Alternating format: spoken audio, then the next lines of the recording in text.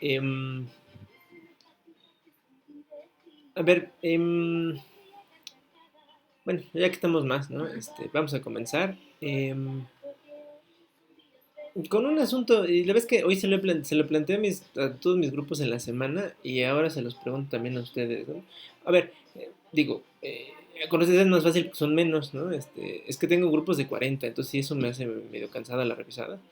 ¿No? Pero ustedes son un grupo chiquito, ¿no? Son como 20, creo, o menos. Bueno, no son tantos. Em,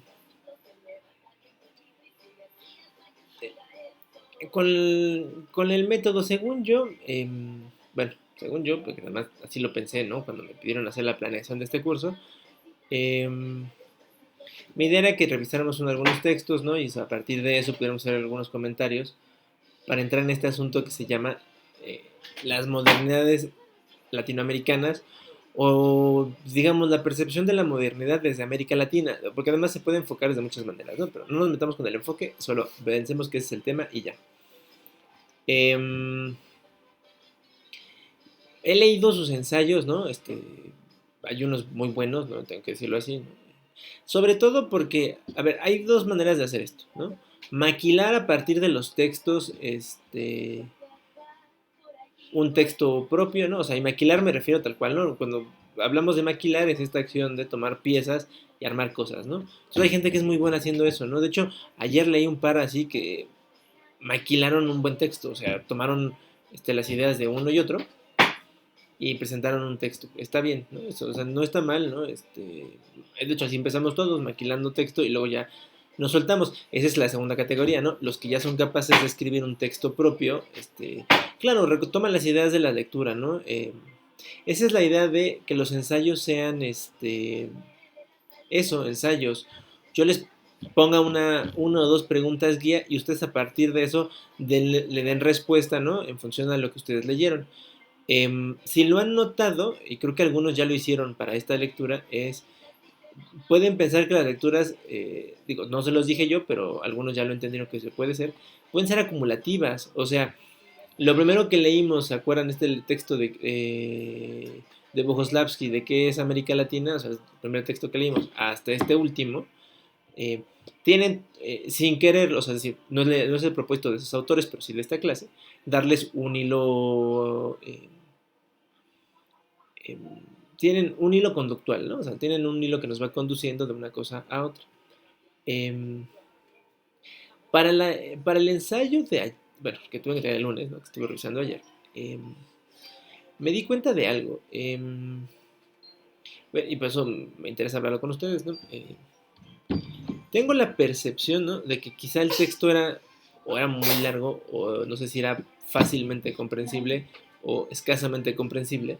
Eh, Porque todavía en la mañana leyendo repasado otra vez al texto sobre todo al de Losada, porque creo que el de Block Rose era un poco más sencillo, claro, está publicado en una revista de divulgación, es el texto más sencillo, ¿no?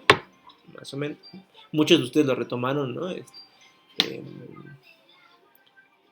pero creo que el de Losada daba para mucho y sentí que algunas ideas de Losada no estaban en sus trabajos. A ver, no quise que esté mal, solo quiere decir que, solo quiero entender por qué. Es un asunto de una decisión activa, de decir, pues no, me parece que Losada, lo que dice Losada no está por ahí, o simple y sencillamente no comprendimos el texto de Losada, ¿no? Pues era muy largo o era muy enredado, ¿no? O esta idea de presentarnos texto en español y luego en inglés y luego traducirlo en las notas, no nos acomodó. Em, Eso, digo, tengo yo una hipótesis de por qué está pasando esto, pero antes de decir si se cumple o no, o contárselas inclusive, prefiero escucharlos. ¿Qué les parecieron los dos textos, tanto el de Block Rose como el de El Osada?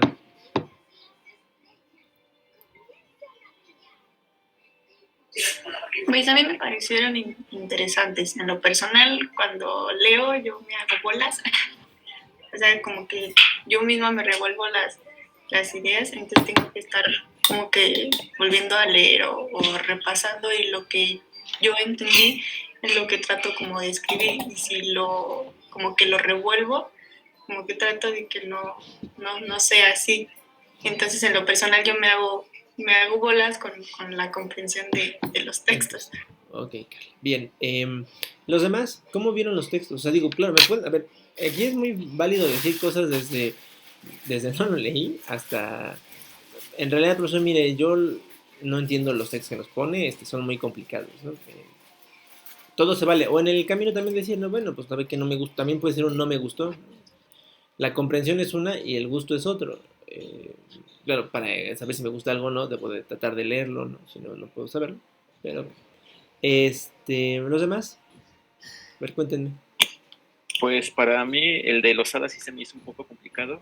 Al Ok. principio como que la introducción se me hizo pesada, pero ya como fui leyendo más o menos agarré el hilo y ya de hecho en mi ensayo creo que retomé más de él Ujú. que el de el moderno, bueno que el otro. El de Blue Rose, ¿no? Ajá. Bien, Juan. Sí, creo que el texto de Lozada me gustó por eso, porque es o sea, claro, o sea, a lo mejor pasa esto que dice Juan, ¿no?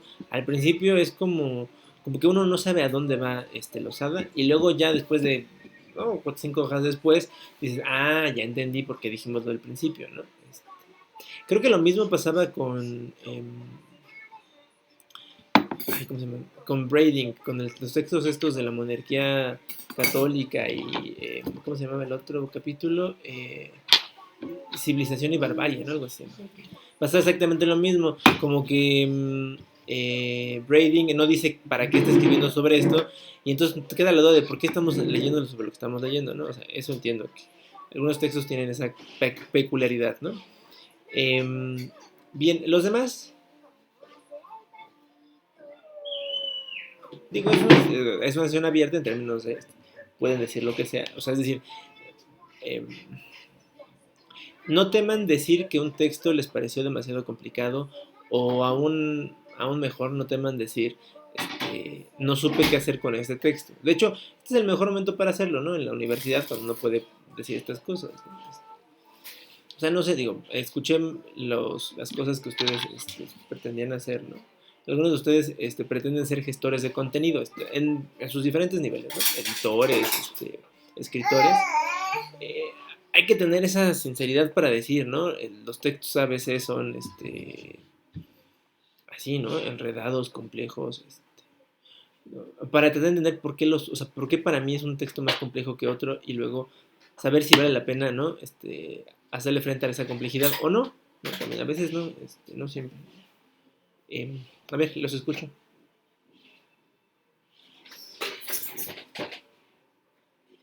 Igual aparte, bueno, vuelvo a lo mismo, en lo personal como que es error mío, como que anteriormente tener problemas con lo de historia, ¿no? Para qué es lo que se está viendo, por así decirlo, en cada uno de los textos, qué fue lo que sucedió con América Latina. Entonces, en lo personal, yo creo que es un error no,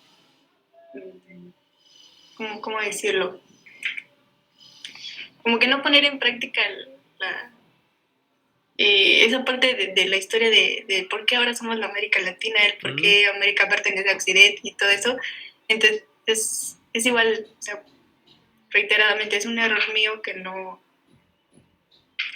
la práctica vaya. Sí, bien, Carla. Fíjense que hacia ahí apunta mi hipótesis, porque además me pasa con los 3 grupos, ¿no? 3 grupos, 2 carreras diferentes, 2 semestres diferentes, porque tengo chavos de cuarto y ustedes de segundo, ¿no? Eh, bueno, tengo de segundo y cuarto en relaciones y con ustedes, ¿no? En segundo en humanidades. Tengo o sea, la impresión, y más o menos sale en los comentarios, que uno, no están habituados a leer textos académicos. O sea, regularmente han leído otras cosas en su vida, lo que quieran, no importa, ¿no? No es una crítica, sino solo es una declaración de hechos. Luego entonces, cuando se enfrentan a un texto académico, surge esto que dice Carla, ¿no? No sé ni por dónde, ¿no? Me hago bolas. Está bien, o sea, no, le pasa a más de uno, ya lo sé. No todos hablan, pero sé que eso tiende a ser compartido. Bueno, ese es un asunto con el cual yo sigo insistiendo, ¿no?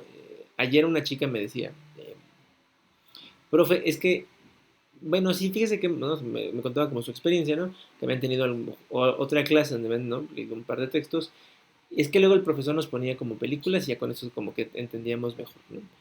Y yo le decía, yo creo que, bueno, ¿no? fíjense, nos dieron un curso como de inducción, como profesores del instituto, y nos decían, ¿no? Que hay que estar como muy al pendiente, ¿no? Porque estas nuevas generaciones tienden a ser más audiovisuales, ¿no? Y entonces eso hace que el contenido que más sentido les hace es ese, ¿no? El audiovisual, más que cualquiera otro, ¿no? Más que escuchar hablar al profesor, que leer un texto, ¿no? Y ayer les decía a sus compañeros, ¿no? Entiendo eso, pero también entiendo que si no lo hacen ahora, eh, nunca van a estar preparados para leer un texto que no sea un artículo del Deforma, ¿no? O sea, es muy gracioso el Deforma, a mí también me da mucha risa. Es muy simple, ¿no? La redacción, el contenido, ¿no? Pero esta no es solo un asunto de la evolución del lenguaje, ¿no?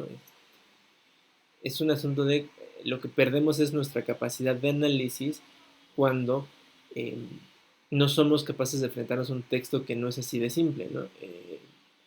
Lo que termina sucediendo es que, fíjense, formamos, y esa era mi preocupación, se lo decía yo y a sus compañeros, formamos profesionistas que no desarrollan esa capacidad que es fundamental para todas las profesiones, ¿no? Ser capaces de analizar una situación, sea a través de un texto o a través de cualquier medio, pero los textos, digamos, ¿no? Seguimos siendo, ¿no?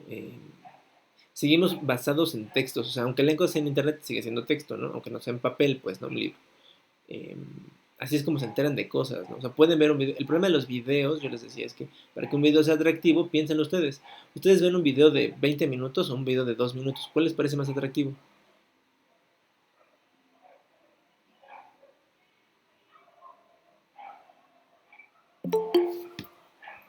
¿El de 20 o el de 2?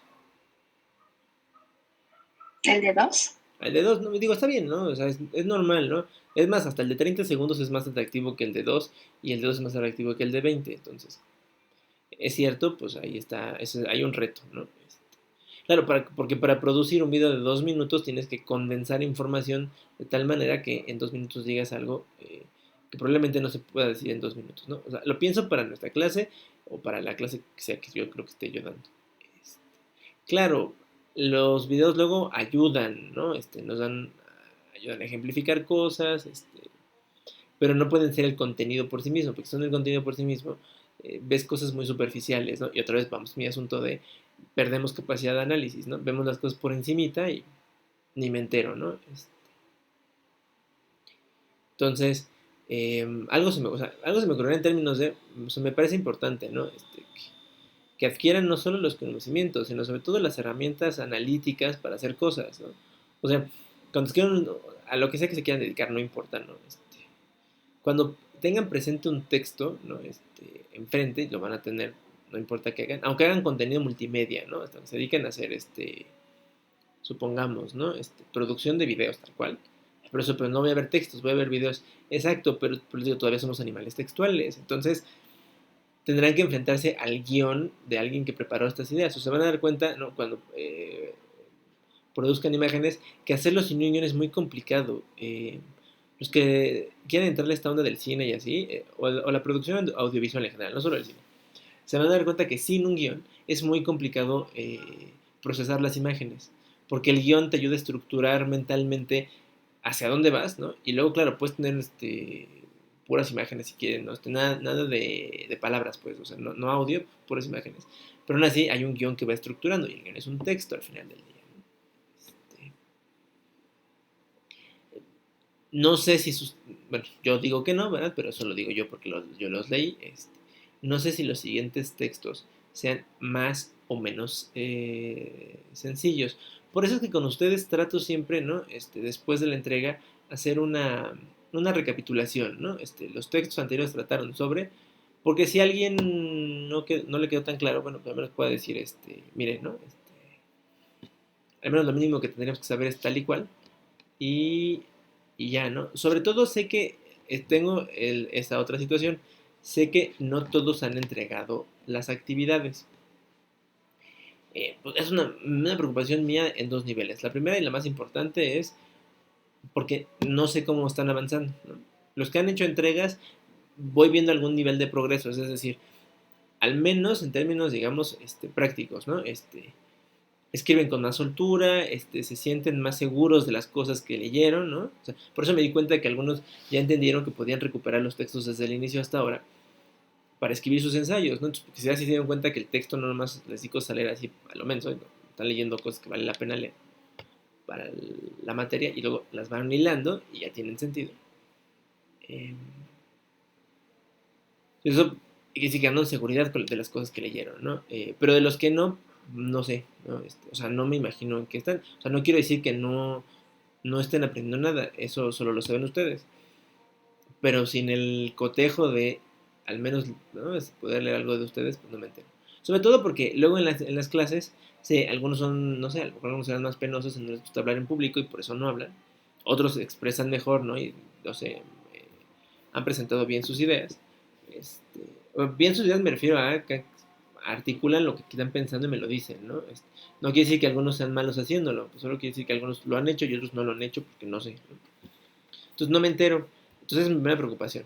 La segunda es una preocupación más mundana, que tiene que ver con las calificaciones, ¿no? Acuérdense que sus trabajos son como el 70% de la calificación. Sus tareas que no entreguen solo están perdiendo calificación, ¿no?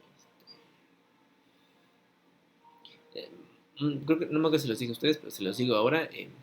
En general no me gusta reprobar a la gente, pues no es el propósito, ¿no? O sea, uno no viene aquí a reprobar a ver a quién. Al contrario, la idea es que ustedes tengan una experiencia particular de aprendizaje y adquieran sobre todo las herramientas, ¿no? Los conocimientos, ayer se los decía a sus compañeros, los pueden googlear, ¿no? Y no pasa nada, pero el punto es que tengan las herramientas de análisis para que eso que googleen tenga sentido, ¿no? Y sea un algo de ustedes. Bueno, después de esta muy larga introducción, no sobre el tema, sino sobre qué creo que estamos haciendo. ¿Alguien más? ¿Algún comentario final? A ver, tienen, pues, por supuesto, ¿no? Esto es bastante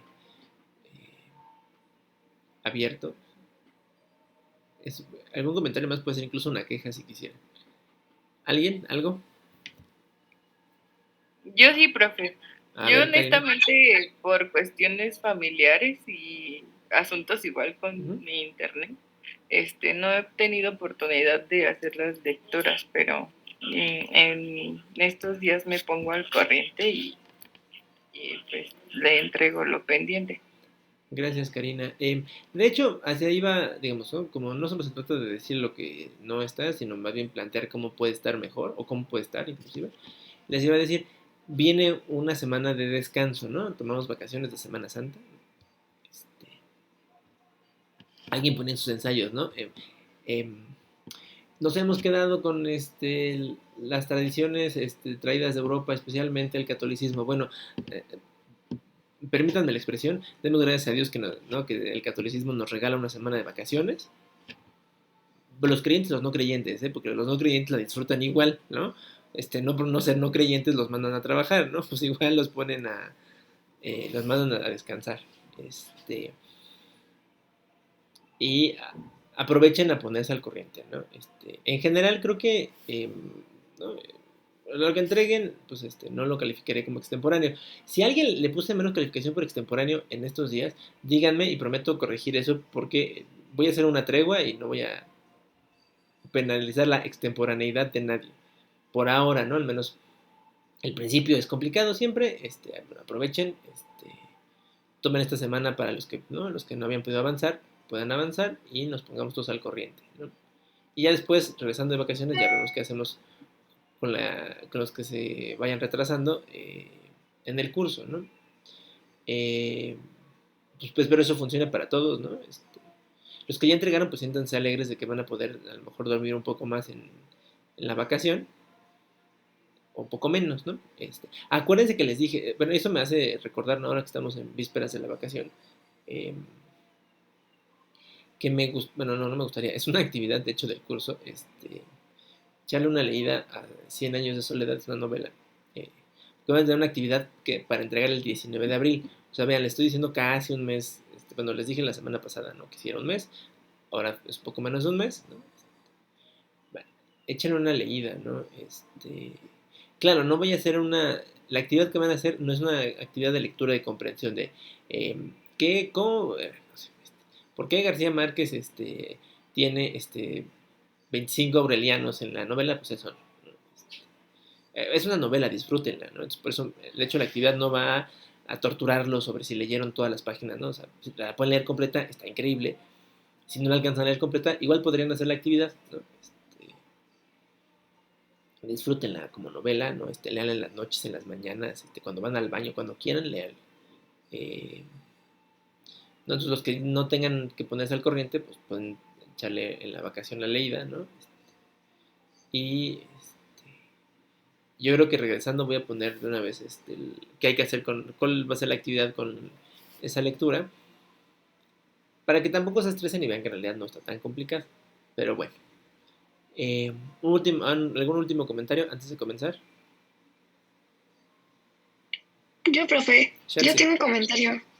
Yo respecto a las lecturas, como se me hacen algo revueltas, como que, no sé, creo que como se me complica un poco, no por el hecho del día como tal, sino es que a veces las lecturas son como tan confusas que pues tienes que leer como más de 5 veces y estarla como entregando como cada jueves, y luego con las demás tareas, como que se me complica un poco. Sí, también un poco en ese aspecto que dijo Chat. Fíjense, a ver, hay dos posibles soluciones, creo yo, ¿no? Y ustedes me pueden decir si funciona o no. El primero es más de, digamos, de técnica. Mi recomendación, digo, no sé cómo lo haga cada uno, ¿no? Pero esa es una que funciona, léanlo la primera vez, aunque no entiendan nada, así, ¿no? Lo leo de corrido y no entiendo nada. No pasa nada, es normal.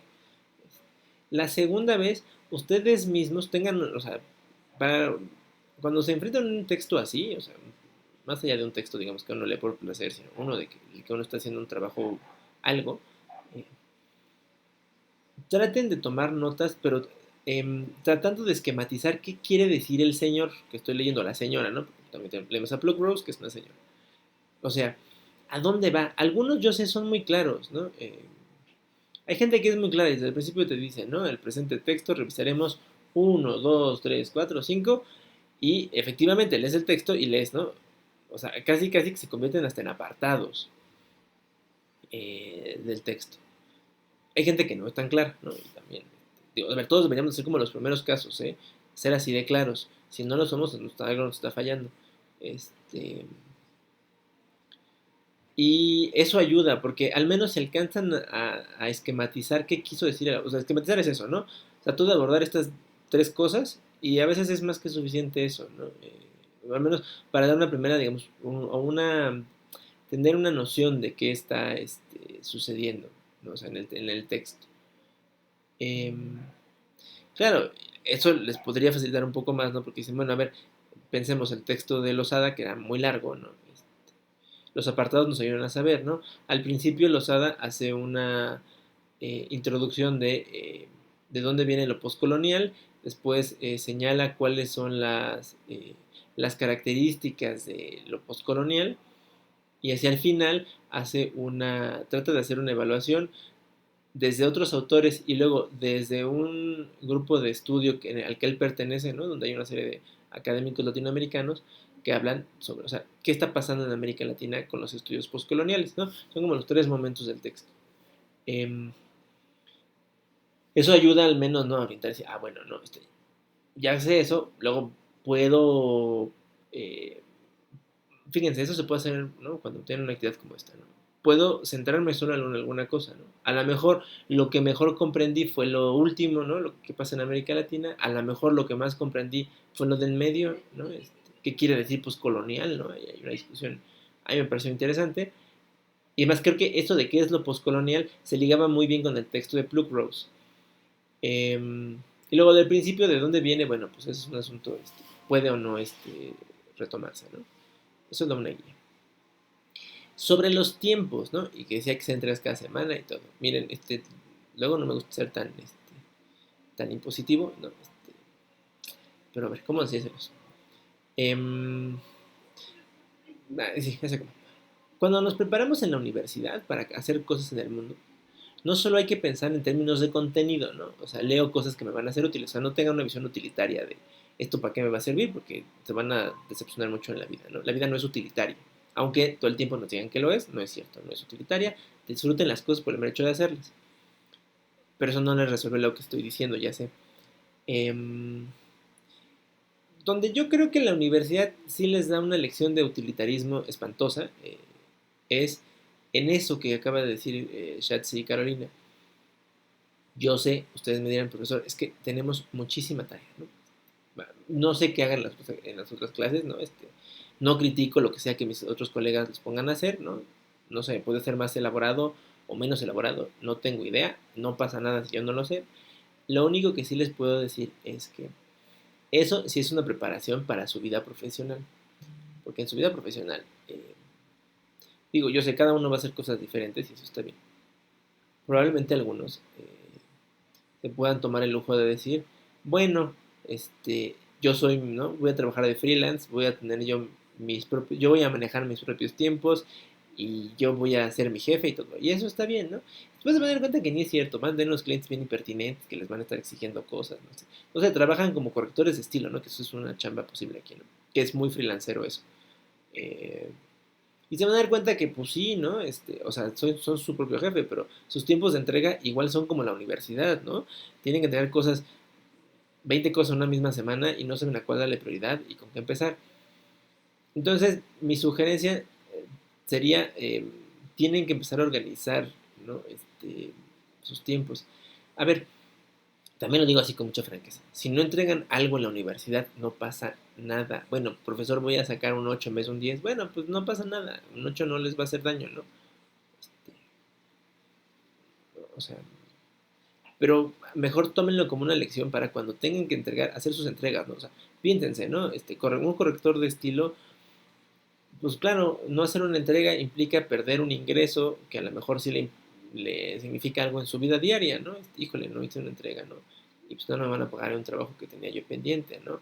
Los que quieren hacer, ser gestores de contenido, ¿no? Yo sé, hoy en día el mundo laboral está bien, maltratado, ¿no?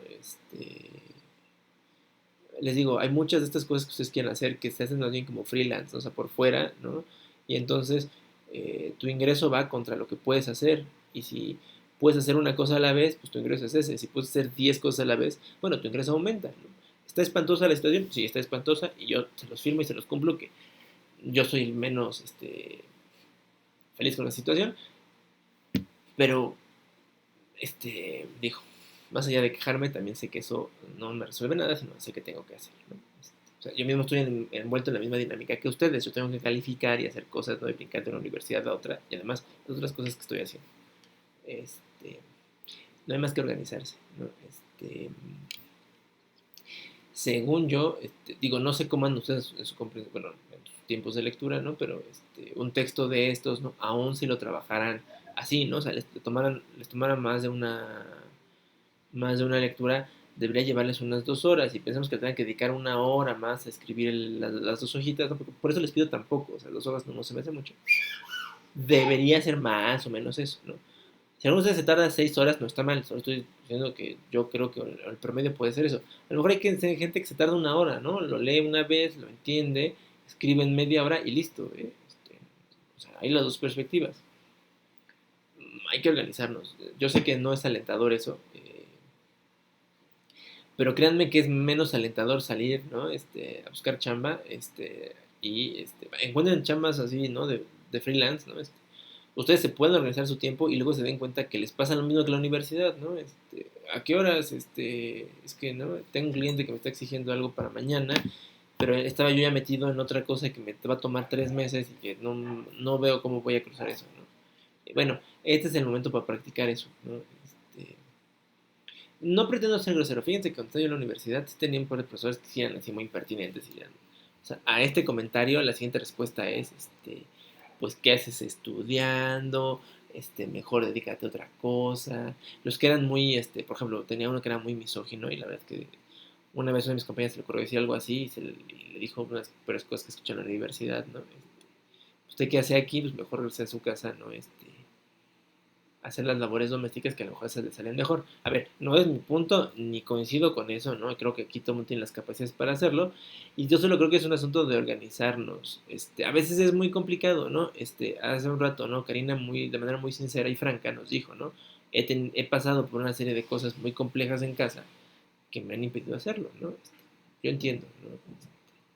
He tenido chicos con COVID en mis clases, ¿no? Y entonces tuve el caso de un chavo que literal se tuvo que ir a aislar a uno de estos centros que abrió el gobierno federal, pues porque estaba mal, ¿no? Lo operaron y después de un par de semanas ya salió y vio cómo recuperar el curso, ¿no? O sea, sé que hay cosas así, hay cosas menos extremas, ¿no? Pero igual son importantes para ustedes. No sé, una persona enferma en casa, por ejemplo, ¿no? La rutina diaria, sé que es muy complicada también, ¿no? Yo también han escuchado de repente gritar a mi criatura, ¿no? Y a veces también me toca hacer cosas así, y lo entiendo. Pero no hay más que organizarnos, ¿no? Con lo que puedo ser flexibles con los tiempos de entrega, eso sí, ¿no? Pero también esto de su compromiso para hacer las cosas, ¿no? Si yo veo que están entregando, o sea, aunque se tarden 1 o 2 semanas más, bueno, pero sé que están entregando. Si veo que no están entregando nada, pues sí me preocupo, ¿no? Por eso ahora que llevamos 2 entregas, ¿no? Se los digo porque tengo una preocupación, porque sé que todavía estamos como, digamos, en lo aceptable. Sé que viene un receso y entonces se puede aprovechar para no ponernos al corriente y está bien. Después, pues quisiera ver como, ¿no? Avances de ustedes. Pues de otra manera, ya se los digo, no sé cómo están, cómo van, ¿no? Algunos aquí en clase participan y así me entero, pero los que no participan y no entregan cosas, pues yo no sé si están entendiendo o no están entendiendo, si están ahí, ¿no? Son solo fotografías en la pantalla de mi computadora. En fin. Pues ahora sí, muy largo, introducción, pero necesaria, ¿eh? No creo que no lo haya sido. Vamos a comenzar.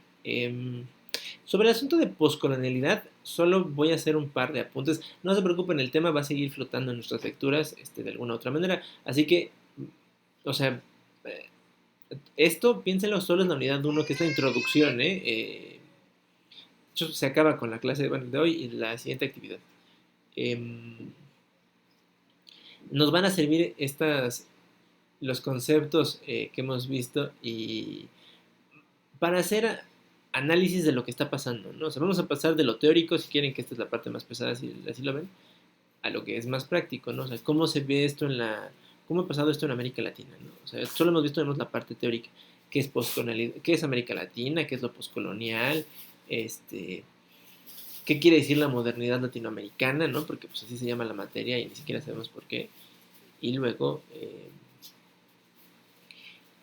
si hay otros mecanismos, otros medios para entender la modernidad latinoamericana que no sean solo lo poscolonial, así visto como de manera más cruda. Entonces voy a hacer un par de apuntes sobre qué es lo poscolonial y luego ya para entrar en el tema de hoy, ¿no?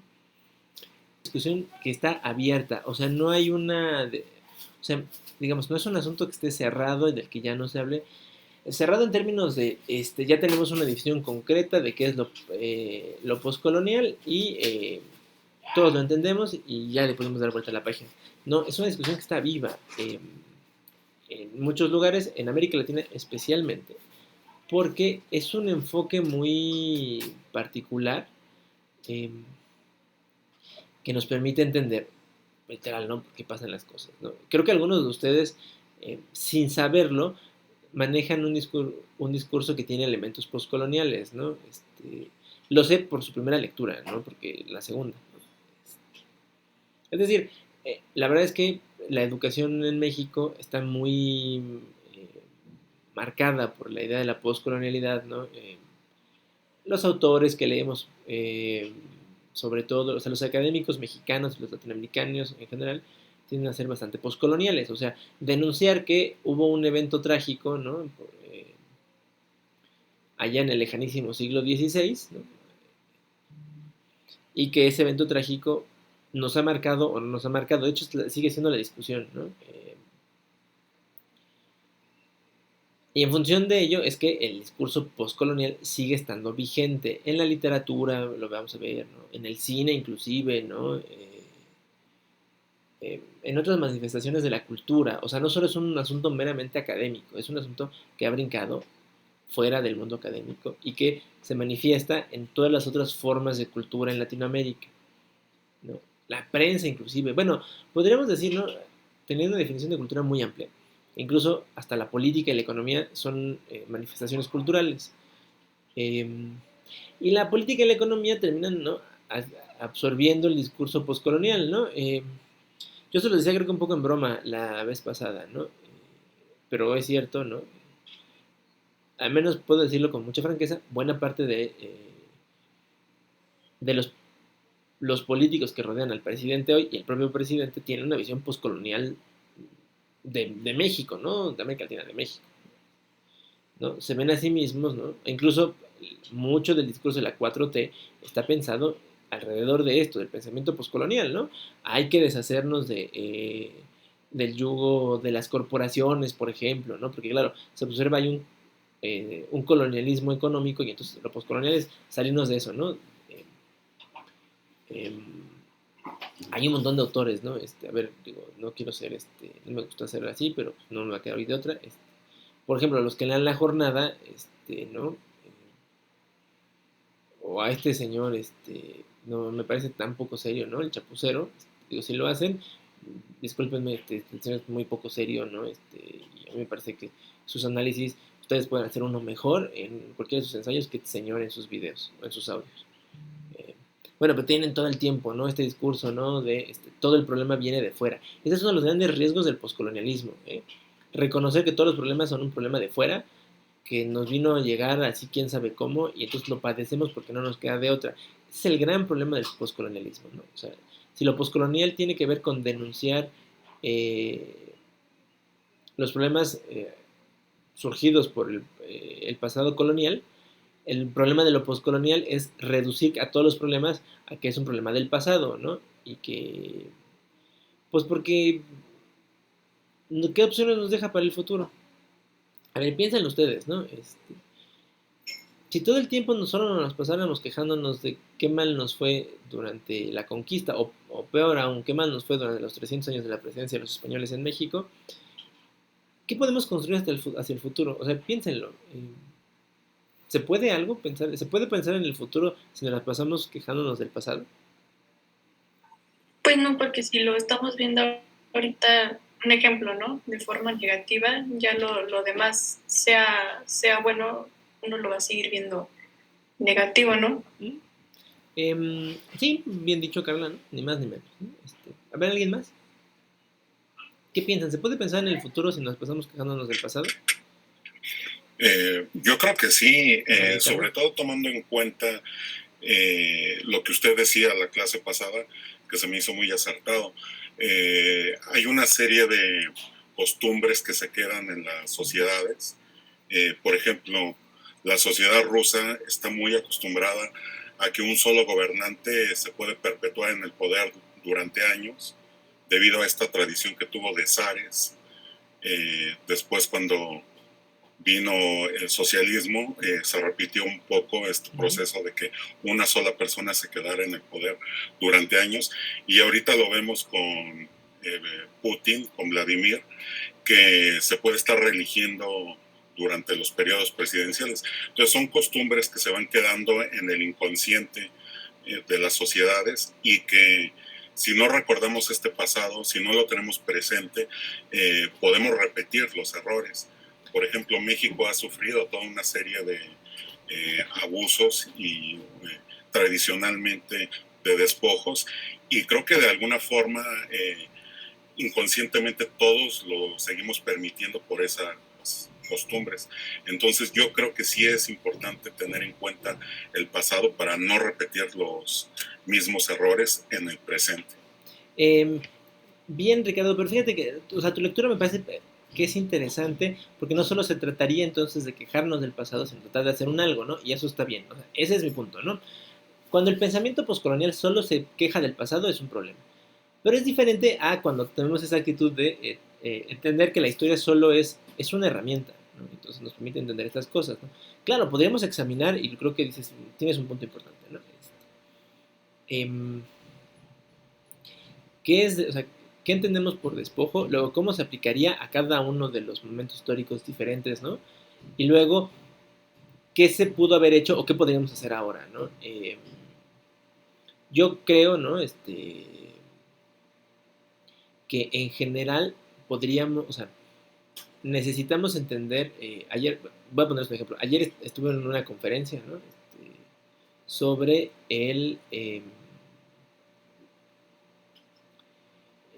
migración en el mundo después de la pandemia, ¿no? Y entonces la ponente se dedicó todo el tiempo, ¿no? A quejarse del el problema que es para los centroamericanos, ¿no? El tránsito por México y lo mal que los tratan en Estados Unidos, ¿no? Claro, ver eso es real, ¿no? Y puede uno examinar, ¿no? Todas las dificultades que tienen los migrantes al pasar por México y luego al llegar a Estados Unidos. Pero yo le decía a ella que le hacía falta un punto que es casi insignificante, pero era del todo relevante. O sea, insignificante para su discurso, ¿eh? Porque se echó 2 horas para quejarse de esto, ¿no? Y luego le decía yo, bueno, ok, entiendo el punto. Además, es una persona que ha trabajado en albergues, entonces tenía como las experiencias de primera mano, ¿no? Y contaba de manera muy dramática lo que pasaba. Le decía, ok, pero ¿dónde está la responsabilidad de los países de origen, no? Porque en primer lugar, la migración, el primer punto es que la migración no, o sea, la migración no empieza cuando el centroamericano pisa territorio mexicano, la migración empieza cuando el centroamericano, o sea, esta es de la que ella hablaba, decide que las condiciones de vida donde está ya no son aceptables, ¿no? Y que prefieren pasar por el tránsito por México, que es espantoso, y por las barbaridades que les hacen en Estados Unidos, a quedarse en su país. Le dije, entonces creo que hay que darle una visión como integral, ¿no? Al menos reconocer que eso no empieza ahí, ¿no? O sea, hay una responsabilidad de origen, del país de origen, y luego de los de tránsito, y luego de los de destino. Bueno, aplicado para esto que está diciendo Ricardo, yo insisto en lo mismo, ¿no? A ver, no solo se trata de pensar malditas corporaciones, ¿no? Que, a ver, digo, está bien, ¿no? Hay que decirlo también, cuando son malas y punto, no tienen defensa. Pero también, ¿qué hacemos, no? Me acuerdo mucho y me dejaste pensando toda la semana cuando dijiste, ¿no? Este asunto de, por ejemplo, las concesiones mineras, ¿no? Eso, yo digo, está bien, ¿no? Es un problema que arrastramos hace muchos años, ¿no? Y yo me pregunto, ¿quién debería entonces de administrar, ¿no? Explotar, ¿no? La riqueza minera. Me pregunto quién con nombre y apellido, o sea, porque debería ser, si no son, ¿no? Las corporaciones, ¿no? Las mineras canadienses, las que tú hablabas la clase pasada, ¿quién debería ser? ¿No? Las empresas mexicanas, la minera más grande en México, de hecho, no son las canadienses, ¿no? Es una empresa mexicana, ¿no? De un señor de apellido Valiers, que es también el dueño de Palacio de Hierro y GNP. Grupo México, que es su empresa, ¿no?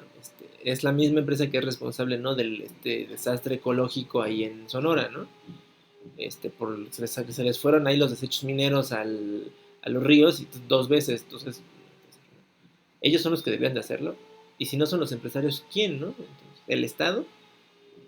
El Estado es bastante ineficiente, créanme que no lo digo, no estoy leyendo un manual neoliberal que dice el Estado siempre es ineficiente, pero no tengo ninguna experiencia histórica de el Estado metiéndose a todas las empresas posibles, siendo más eficiente que los particulares, ¿no? Entonces, a lo mejor tendríamos que pensar en un nuevo mecanismo para quien lo tenga que hacer, ¿no? Y quién le quiere poner la lana para hacerlo, ¿no? Administrar una mina implica una inversión inicial importante, ¿quién la tiene que hacer, ¿no? O sea, la pregunta es, no solo, o sea, por eso digo yo, que lo tuyo está bueno, ¿no? No solo es quejarnos de lo que ya pasó, sino pensar cómo se podría hacer mejor, ¿no? Usemos la experiencia histórica, a ver qué se puede hacer. Bien. A ver, ¿alguien más? ¿Qué piensan de esto que les digo? ¿Deberíamos centrarnos solo en el pasado o así como dice Ricardo, ¿no? Y viendo hacia adelante? Yo considero que no está ni bien ni mal. O sea, si nos centramos en lo pasado, en lo malo, y con eso, solo en lo pasado, en lo malo, y seguimos para adelante, pues vamos a ser como negativos y no vamos a hacer algo para crecer. Pero si nos enfocamos de alguna manera, nuestro pasado en lo bueno y cómo crecimos, cómo superamos, no sé, las adversidades, y vamos al futuro, creo que y creceríamos. Y así. Ok. Bien, Carolina, ¿no? Esa es una visión, digamos, más, al menos recuperar lo que se puede, ¿no? Eso siempre es importante, ¿no? Bueno, ese A ver, se los digo porque vamos a leer algunos autores que tienden a ser así de pesimistas, ¿no? O sea, así como lo dijeron ustedes, ¿no? Uno puede ser muy pesimista con las cosas y pensar que eh, todo es malo y no puede mejorar, o uno puede tratar de ser un poco más optimista, decir, bueno, las cosas están mal, ¿no? O sea, lo que no podemos hacer es negar lo que está mal, porque si lo negamos, entonces negamos lo real, ¿no? O sea, sería una mentira decir, no, no hay pobreza en América Latina, pues es una mentira enorme, ¿no? Bueno, se los voy a decir en otros términos. Pensar que la vida en México es lo que vemos en, no sé, en las películas de Marta y Gareda, pues es una mentira enorme, ¿no? ¿Ustedes sienten que México se reduce a lo que pasa en las películas de Marta y Gareda? Digo, tomé un ejemplo porque está en la cultura popular así, ¿no? Bueno, las de Derbez si quieren, si les gustan las Derbez, o el que más les guste. ¿Creen que solo somos eso? En mi caso yo creo que no, y de hecho yo creo que tiene que ver con el pensamiento que tiene el país como tal sobre sí mismos, porque ayer estaba viendo un video sobre eso, sobre lo que es el cine mexicano actualmente, y siempre pone lo que es como la niña rica fresa que va y va a la Ciudad de México y trabaja y cosas así, siempre es lo mismo. A ver, bien, Shatsi, ¿no? Lo que pasa es que, o sea, justo hacia allá vamos a ir, ¿no? De hecho, este es el propósito del curso, aunque nos ha llevado unas 3, 4 semanas, es, a ver, a identificar esto. O sea, el gran problema de esto, ¿no? Y es que, o sea, estamos avanzando, es, a ver, pues por un lado, o sea, estamos inmersos, sobre todo en México, ¿no? En otros países en América Latina pasa lo mismo, pero bueno, estamos hablando al menos del caso mexicano. Las expresiones de la cultura, ya sea la cultura popular, sobre todo la cultura popular, ¿no? Que es la que consumimos todos, ¿no? Algunos leen otras cosas, está bien, pero en general todos nos vemos en el ámbito de la cultura popular que todos compartimos. El reflejo de lo mexicano o lo latinoamericano es o esto, ¿no? O es este mundo del que habla Shatsi, ¿no? De la niña fresa. En la Ciudad de México, o bueno, la película esta de Cindy la Regia es lo mismo, pero en Monterrey, ¿no? Bueno, hayan habido algunos directores de cine mexicano tapatíos que hacen lo mismo, ¿no? Nos hablan de los niños ricos, pero de Guadalajara, bueno, de Zapopan, de Guadalajara, de Zapopan. O sea, nos vamos viendo la experiencia, la misma, a diferentes regiones del país, donde se manifiesta de la misma manera. Y cuando no es Amarte duele o Amores perros, ¿no? Que tratan de hacer el contraste con lo que no es eso, o sea, no con la clase media alta mexicana, pero el contraste es muy caricaturesco, ¿no? O sea, Amarte duele me parece que es el mejor ejemplo, ¿no? No tanto por eso el Marta y Gareda, pero pues que es como la actriz del momento, ¿no? Por un lado es ella, la niña, otra vez, no lo que se chat, sino es la niña fresa, ¿no? Que está en un colegio bien y todo, ¿no? Que por alguna razón misteriosa, así que, porque además ni siquiera, o sea, parece que es como un acto así providencial, ¿no? Se le aparece un día, Ulises, ¿no? Que es un chavo, ¿no? Que vive en la misma zona que ella, pero en diferentes lugares, ¿no? Esto nos habla de las desigualdades en México, ¿no? En América Latina funciona igual, ¿eh? Que viven en un contexto social completamente diferente, ¿no? El chavo trabaja en el puesto de tianguis de la familia, de la mamá, creo, ¿no? Si no me equivoco. Va a una preparatoria pública y todo, entonces, pero además son dos mundos que parecen irreconciliables, ¿no? Y de hecho es Romeo y Julieta. No, Amarte duele es una fíjense, es una puesta en el siglo XXI, en el México del siglo XXI, de el drama shakespeariano de Romeo y Julieta. Es Romeo y Julieta en Santa Fe, ¿no? Solo que aquí en vez de ser dos familias en pugna, ¿no? Allá lo de ellos es político en Romeo y Julieta, acá es económico, ¿no? Nuestro Romeo es el paladín del, ¿no? De las clases populares mexicanas y nuestra Julieta, ¿no? Acá es la representante, ¿no? Dijera Andrés Manuel, del mundo fifí que se vive en Santa Fe, ¿no? Se encuentran y es un amor imposible porque, fíjense, es un amor imposible por eso, ¿no? Porque son de dos realidades económicas diferentes y la solución, piensen en la solución, ¿se acuerdan de la película? ¿Cómo acaba la película? ¿Cómo se resuelve? Se muere Renata. Bueno, la matan. Ajá, fíjense, tenemos una mártir, ¿no? Por haberse atrevido a unificar esos mundos irreconciliables, se muere. Porque además la mata uno de sus, un otro miembro de su mismo grupo social, ¿no? O sea, porque si se hubiera muerto en manos de los chavos banda, bueno, otra historia sería esa. Pero no puede ser eso, ¿no? Porque no podrían tocarla, ¿no? La terminan matando. En un descuido, pero no importa, ¿no? Pero a ver, fíjense cómo el discurso está armado para decir esto. A ver, esto refléjenlo en nuestra realidad cotidiana, ¿eh? ¿Cómo entonces, y entonces termina Ulises llorándole, ¿no? En el cementerio, creo que es la escena final, ¿no? Y, ¿qué? O sea, ¿cuál fue el resultado? O sea, ¿cuál es? O sea, tratan de verlo así. ¿Cuál es la moraleja?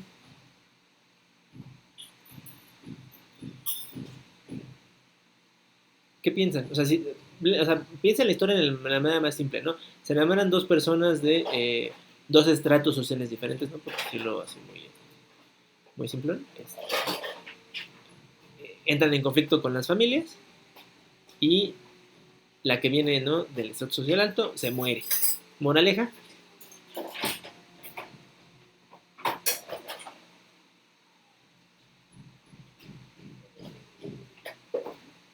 Carolina se ríe, pero no sé si se ríe de lo que de lo que se imaginó o está leyendo otra cosa.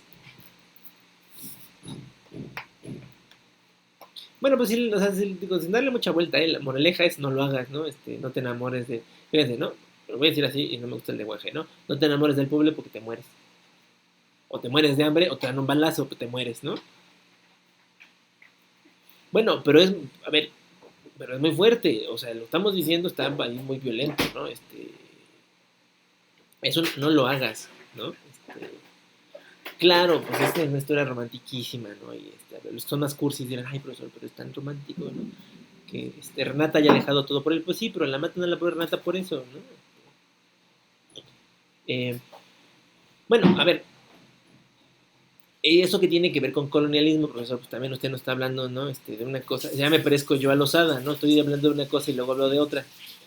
Bueno, a ver, sí tiene que ver, porque pues, el pensamiento postcolonial nos diría que este asunto tiene que ver con que esas diferencias socioeconómicas son solo una herencia, ¿no? Del pasado colonial y que persisten hasta el siglo XXI, ¿no?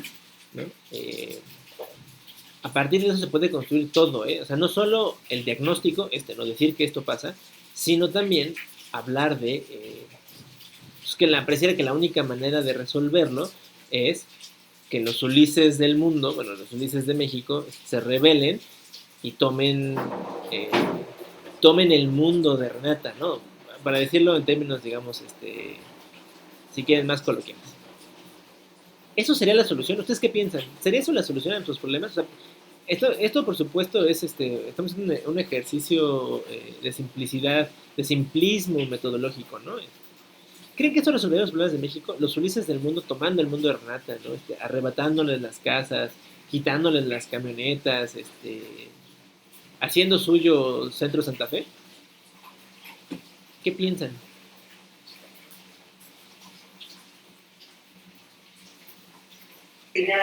Pues yo digo que no debería de ser como necesario, ¿no? Porque como usted lo comenta con esta película, y la verdad yo nunca me había puesto a pensar precisamente en eso, porque es una película que he visto un buen de veces, pero sí, lamentablemente como que lo representan de que cualquier pareja que a lo mejor esté en ese entorno, siempre va a pasar lo mismo. Y entonces a ese tipo de personas que a lo mejor están buscando otro tipo de vida, pues siempre se van a querer, como las personas que dejan sus países para ir a otro, ¿no? Cambiar de vida para saber si así puede mejorar algo de la suya, y no sería totalmente necesario el llegar, como usted dice, que pues, coloquialmente todos los Ulises se rebelen para querer entonces pertenecer a algo.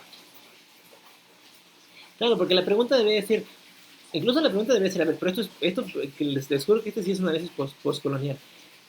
¿Los Ulises deberían todos entonces de aspirar a tener la vida de Renata, o ese es también el problema? A ver qué piensan. O sea, porque también es eso, ¿no? Está bien la vida de Renata, ¿no? A ver, Ricardo, te veo como muy meditabundo de la cosa. Lo que pasa es que también habría que ver desde dónde se origina todo esto. Por ejemplo, hace rato mencionaba el problema de la migración y decíamos, bueno, ¿en dónde quedan los países orígenes de toda esta parte de Centroamérica? Y yo, por ejemplo, ahí lo que apuntaría es por qué Centroamérica tiene esas condiciones. Y mucho de las condiciones de Centroamérica es precisamente porque Estados Unidos ha tenido una política intervencionista donde ha metido gobiernos por medio de golpes de Estado militares en Centroamérica, y también toda esta historia de pobreza, de desigualdad social viene pues porque precisamente con esta política intervencionista Estados Unidos se ha aprovechado de todos los recursos y de todo lo que ha sacado bastante ganancia provocando guerras en Centroamérica. Entonces, ¿de dónde viene la primer violencia o cuál es el origen de todo esto? Habría que analizarlo. En este ejemplo de que si todos los Ulises tendrían que tomar el mundo de las Renatas, yo creo que más bien todos tendríamos que retomar el mundo que nos pertenece, porque para que haya una Renata tiene que haber miles de Ulises explotados, o para que haya una familia rica, cuántas familias no tienen que pasar por la explotación, porque también habría que decirlo que la gente no es pobre porque nace pobre necesariamente, y la gente rica no es rica por una cuestión de que nació rica, sino porque viene una historia de explotación de las familias del pasado. Es decir, y bueno, el ejemplo más claro, por ejemplo, es Carlos Slim. Todos pensaríamos que Carlos Slim es un empresario que ha hecho muy bien las cosas y que ha amasado su fortuna de una forma legal, cuando, por ejemplo, Carlos Slim se hizo rico porque durante el salinato se le dieron las concesiones de empresas públicas, también tomando en cuenta lo que comentaba hace rato sobre quién tendría que administrar los bienes públicos de la nación, pues los tendría que administrar precisamente el gobierno, porque al fin y al cabo la clase empresarial, sea mexicana, sea canadiense o sea de España, sigue siendo la misma, siguen siendo los Renatas de la película. Quien tendría que retomarlo es la administración de los bienes públicos, de la minería, de todo esto, tendría que ser el Estado. Y el ejemplo histórico, retomando también toda esta cuestión del pasado, creo que nos da el ejemplo perfecto, es por ejemplo Petróleos de México. Cuando Lázaro Cárdenas expropia petróleos, o la expropiación petrolera, le quita precisamente a todas las empresas extranjeras el derecho de extraer el petróleo mexicano, y no solamente eso, sino de explotar a los trabajadores mexicanos que estaban trabajando durante la extracción del petróleo. Entonces, ese es el ejemplo más puro de que debe de ser el Estado mexicano pagándole, le tuvo que pagar, por cierto, que se habla de que todo el pueblo de México estuvo participando, vendiendo sus gallinas, vendiendo lo poco que tenía para ayudarle en ese entonces al presidente de México a pagarle a las empresas extranjeras el derecho de poder explotar el petróleo mexicano, y que después eso en qué termina, pues en que el Estado tuvo muchísimo más recursos para invertir en educación, en salud, etcétera, y es el gran auge del país en México, que es por ahí de los años 40, 50, donde vino un estado de bienestar hacia el país. Entonces, ya muy concretamente, deben de tomar los Ulises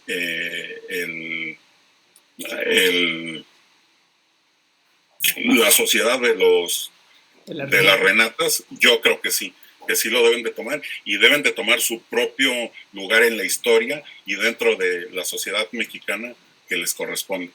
Ok, aquí creo que voy a hacer una serie de precisiones, porque me parece que son relevantes, porque si no, vivimos en una sociedad que tiende a, ¿no?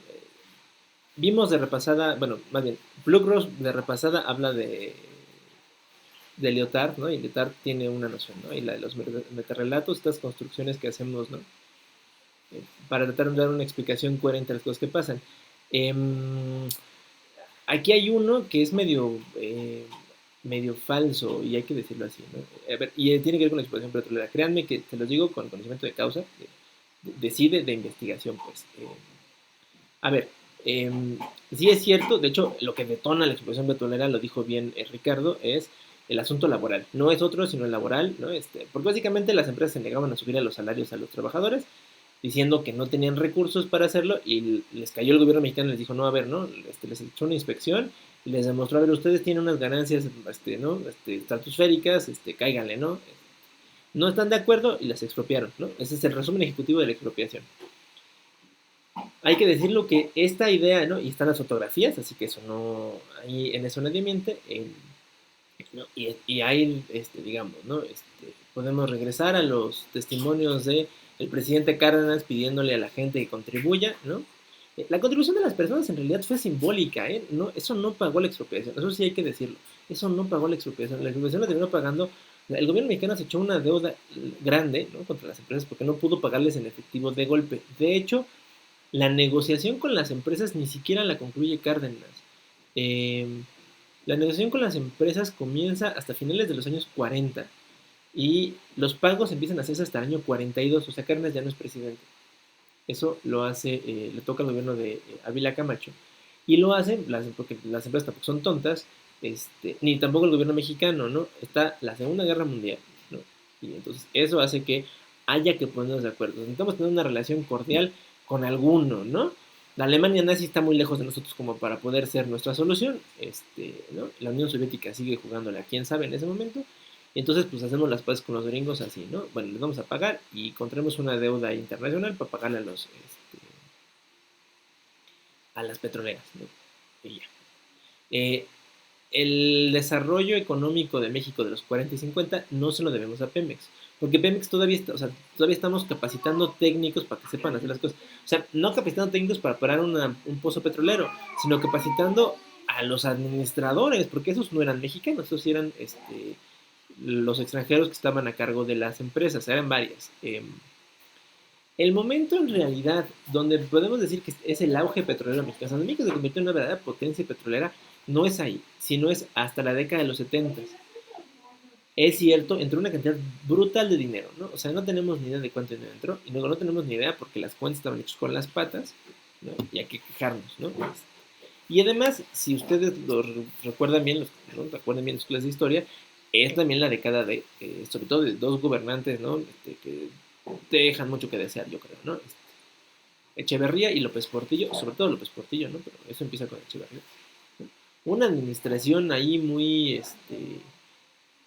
grandilocuente, o sea, se parece a esta, ¿no? O sea, de los grandes discursos, pero pues muy limitada en los resultados, ¿no? Echeverría pues, se pretende convertir en un líder del tercer mundo, y eso nos cuesta a los mexicanos, ¿no? De hecho, el dinero petrolero se utiliza para que Echeverría se convierta en un líder del tercer mundismo, y la crisis económica del 76 pues le acaba el proyecto y también los recursos. López Portillo no es tan, digamos, no tiene esas aspiraciones megalómanas de Echeverría, pero López Portillo se deja convencer por la familia y por los cuates, ¿no? Que la riqueza petrolera es eterna, y entonces, ¿no? Creo que es el periodo más turbio, yo creo que en términos de corrupción de este país. Y miren que hemos pasado por muchos, ¿no? No defiendo a ninguno, pero yo creo que este es de los más turbios, porque las cosas son cínicas, ¿no? En un nivel que yo creo que, es más, que yo sé que ustedes, ¿no? Muchos de ustedes son, adversos, ¿no? En nuestra historia reciente, ¿no? A lo que pasó en los periodos de Calderón y Peña Nieto. Bueno, Calderón y Peña Nieto son, ingenuos al lado de lo que pasa con López Portillo, ¿no? No solo en términos de contratos, ¿no? Que es ahora lo que está de moda, en términos de la apropiación de la propiedad pública, ¿no?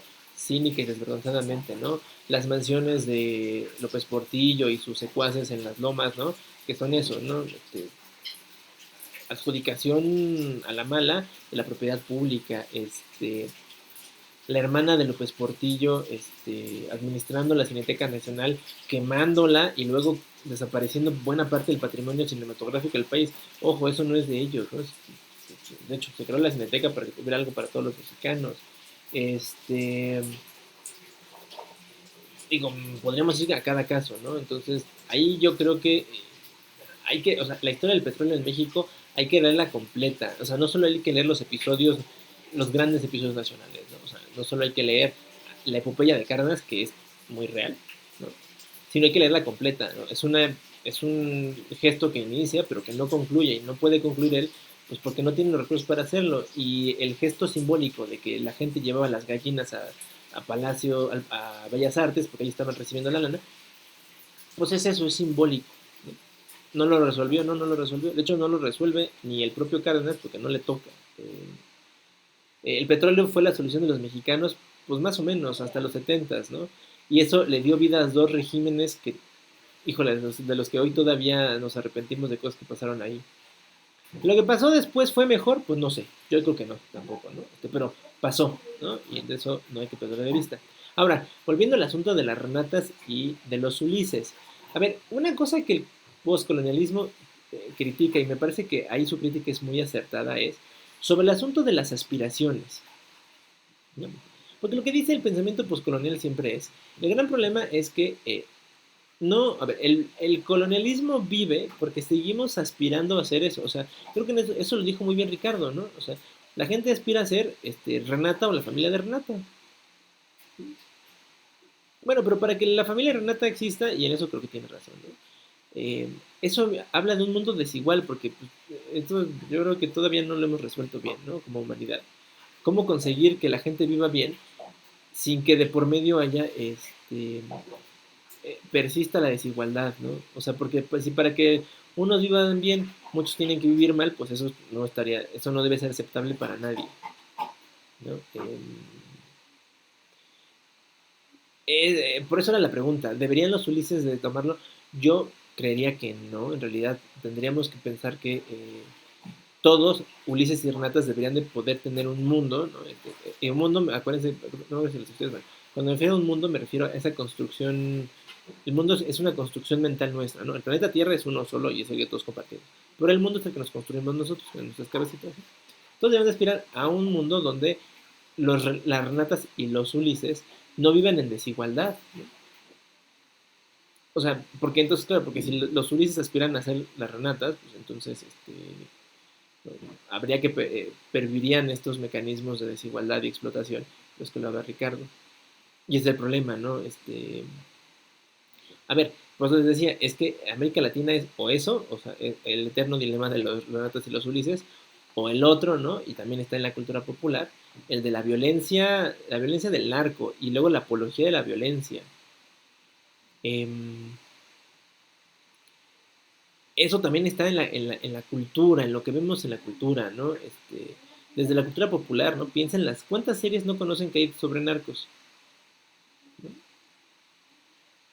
Y ustedes creen que, también pregúntense lo mismo, ¿la realidad mexicana puede reducirse a las series de narcos? O sea, bueno, ya dijimos que a Marte Duele, ¿no? Pero también se puede reducir a esa otra cara solamente. Solo somos el Señor de los Cielos. La serie, ¿no? Ya sé que todos no somos Amado Carrillo Flores, ¿no? O sea, no nos sobran los balazos ni los dólares que le sobraban a Amado Carrillo. Eso es nuestra realidad. Ustedes piénsenlo de su día a día. Ustedes son, o sea, ustedes se sienten un personaje más del Señor de los Cielos. O sea, de Amarte Duele, creo que no, ¿no? Ahora, del Señor de los Cielos, o sea, ustedes serían una familia más que podría aparecer ahí.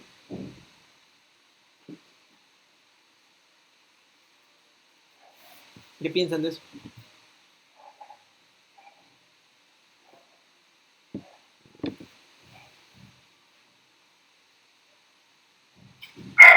Bueno, no, porque ya como que es una revelación ya más agresiva. Sí, no, a ver, digo cualquiera, o sea, una familia cualquiera, o sea, es decir, no tienen que ser ustedes Amado Carrillo, ¿no? O sea, no tienen que ser Señores de los Cielos, no tienen que ser, no era el Chapo, allá se llamaba, ay, ¿cómo se llama? El personaje de Mauricio Ockman, bueno, o sea, no tienen que ser uno de los capos de la mafia, ¿no? O sea, una familia que vive en ese mundo. O sea, se los pregunto porque, a ver, eh, fíjense, el cine nos sirve siempre como un reflejo, o sea, eso salió así y créanme que los hermanos Lumière no lo pensaron de esa manera, ¿no? Se ha convertido el cine en una herramienta eh, que nos ayuda a entender cómo se ven las sociedades o cómo quisieran verse, ¿no? O sea, cómo se ven, porque hay cine muy crudo, ¿no? Muy real. Y también es un asunto de aspiraciones, cómo nos gustaría que nos vieran. Claro, Amarte duele es un cómo nos gustaría que nos vieran, ¿no? Eh, pero parecería que para hacerle frente a Amarte duele uno tendría que entrarle a la otra cosa, ¿no? Entonces hacer el Señor de los Cielos pues, se me ocurrió, pero puede ser la que ustedes quieran, ¿no? Bueno, hay esta película que presentaron como candidata al Oscar, ay, ¿cómo se llama? Ay, La de Ya no estoy aquí. Ya no estoy aquí, gracias Juan, ¿no? Digo, quienes la vieron, pregúntense, ¿ustedes se sienten parte de ese otro mundo? Porque son como los contrastes, ¿no? O es todo así negativo como esto, ya no estoy aquí, o es todo positivo como Amarte duele. Bueno, o Mi Reyes contra Godines, si quieren. Digo, no tiene que ser Marta y Gareda si no les gusta Marta y Gareda. Yo creo que tampoco, ¿no? A ver, en esto no quiere decir que el problema del narco, o de la desigualdad, o de la marginación, porque yo no estoy aquí, es marginación, no sean reales, ¿no? Digo, tampoco se trata de negar la realidad. Pero de pronto caemos en esto, ¿no? En general, es una de las cosas que hay que recuperar del postcolonialismo.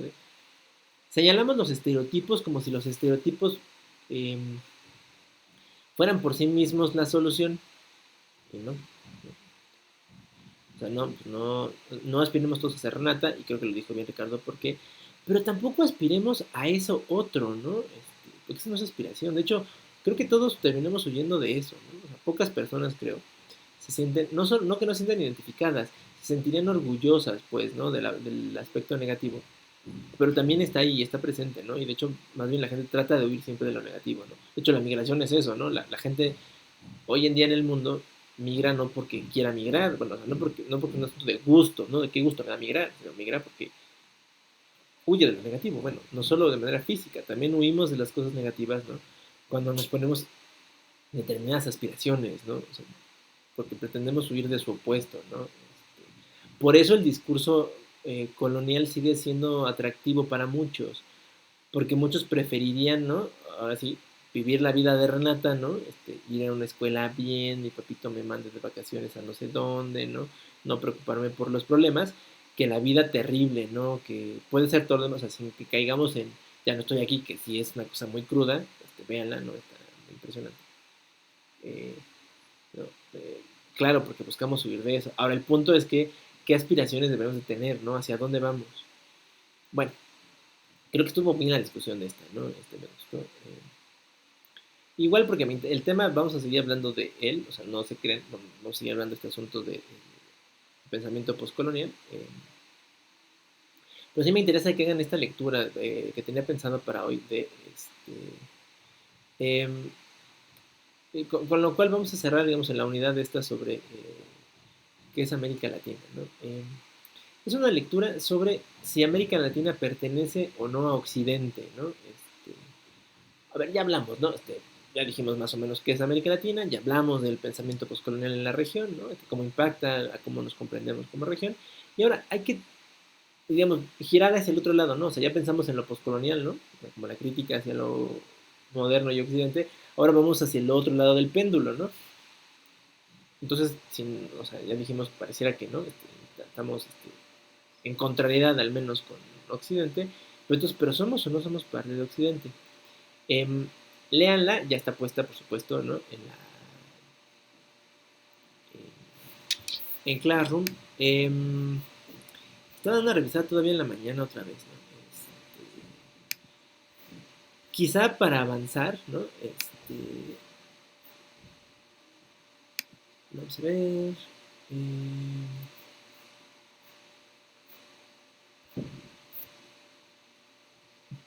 pueden, si quieren, no leer la sección 3, porque el autor es un autor español. Se hace la pregunta y dice que el problema de saber si América Latina es parte de Occidente es del mismo tamaño que preguntarse si España es parte de Occidente. Fíjense, los españoles se preguntan si es un parte de Occidente. O sea, no crean que ni ellos lo tienen resuelto. Si la quieren leer completa está bien, y si no, al menos traten de avanzar. Si sienten que los 10 minutos que siempre les doy es mucho o poco, como quieran,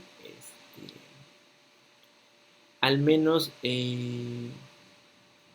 las partes 6, 7 y 8, eso sí, no echen una leída. Y como siempre, tomen 10 minutos, ¿no? Para tener una leída rápida. Es una lectura rápida, ¿eh? Con la idea, no, claro, no van a hacer una profundización, eso lo pueden hacer si quieren en la siguiente actividad.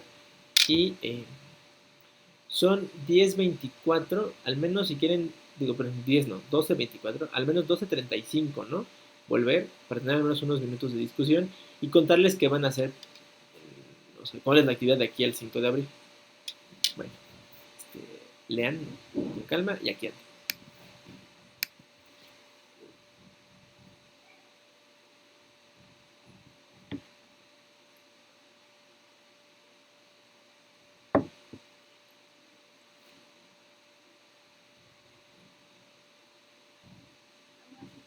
Ajá.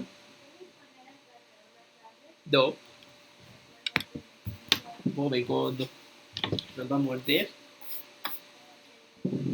¿Ya se calmó el peleadera?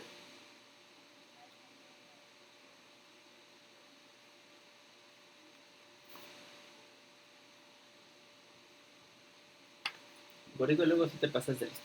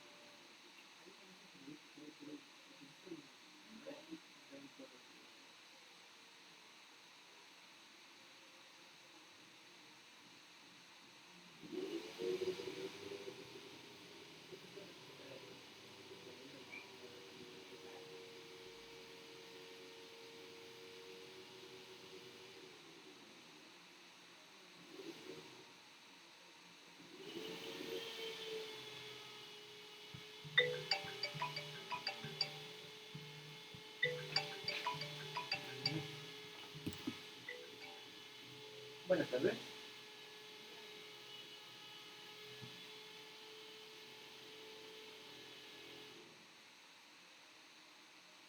Ah, perfecto. ¿Dónde estás? No, para saber dónde estás.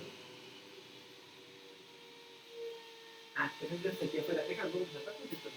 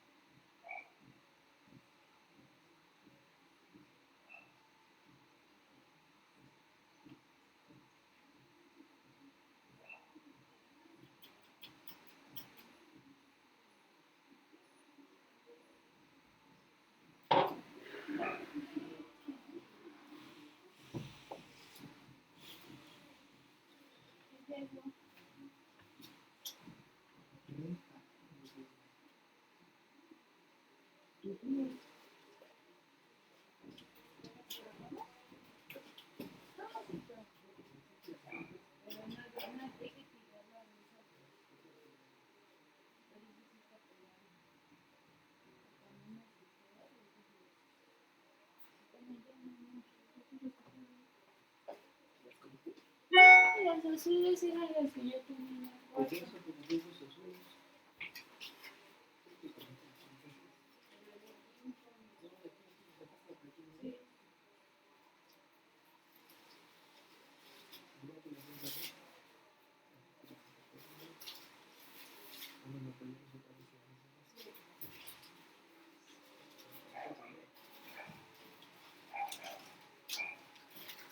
Pero dice que la primera vez que no funciona. Así que La primera vez que, o sea, como la conecto a la compu y la dejo cargando. no sé. Para que funcione, si no, pues,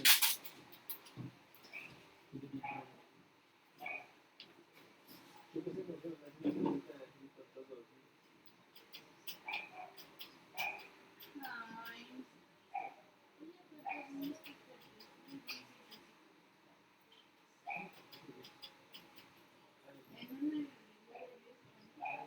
No, estoy pensando cuál de todos ya. Pero no es esa. Es una que se llama el rollo. No, es que no me hagas si puedes hacer.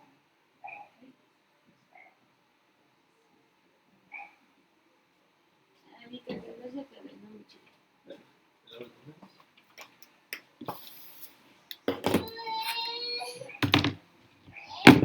Eh,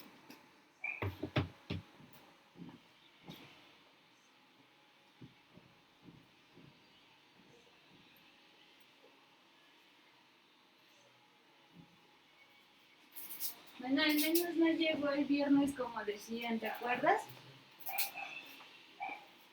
Digo que la página de Red Pack decía fecha estimada de entrega 26 de marzo. Viernes.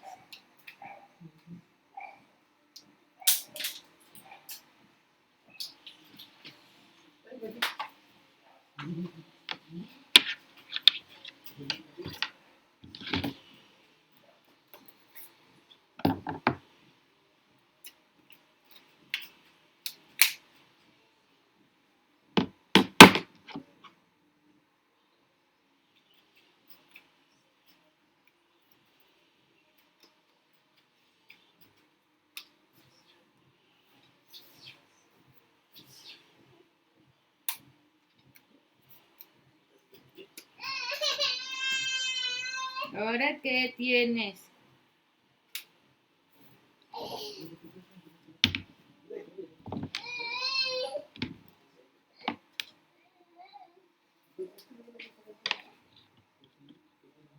¿Pero la prendo o no la prendo? Pues solo decía que dejes cargar, pero no decía de prenderlo, ¿no?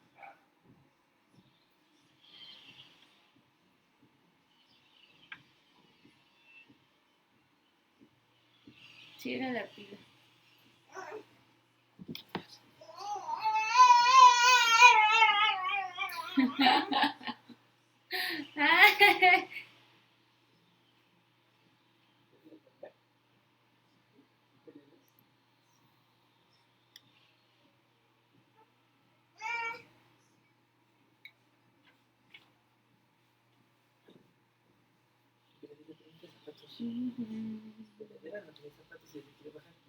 Ponte zapatos. Tus pantuflas si quieres.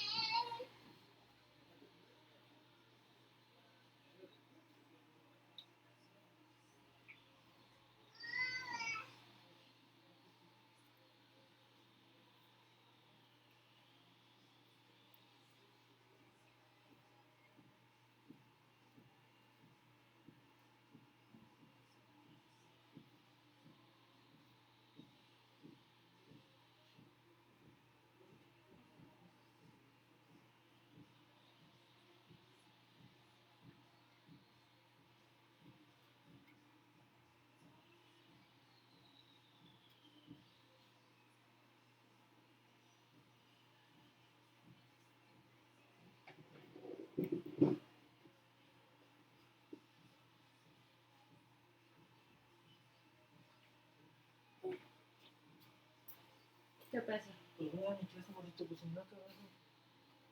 Ahí déjalo en su... Como si nunca lo hubiéramos dejado así. ¿Qué pasó? Pues como que ¿qué pasó? No, esta no. Esta tampoco.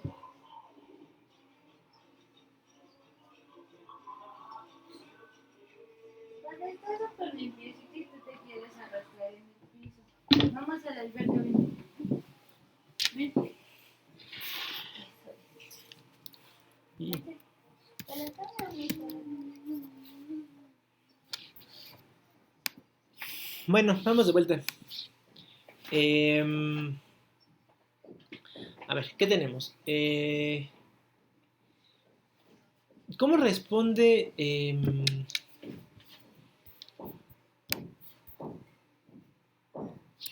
Lamo de Espinosa la pregunta?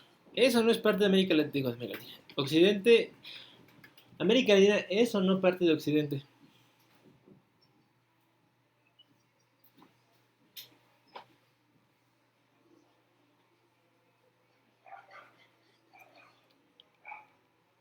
Sí, sí, era latino.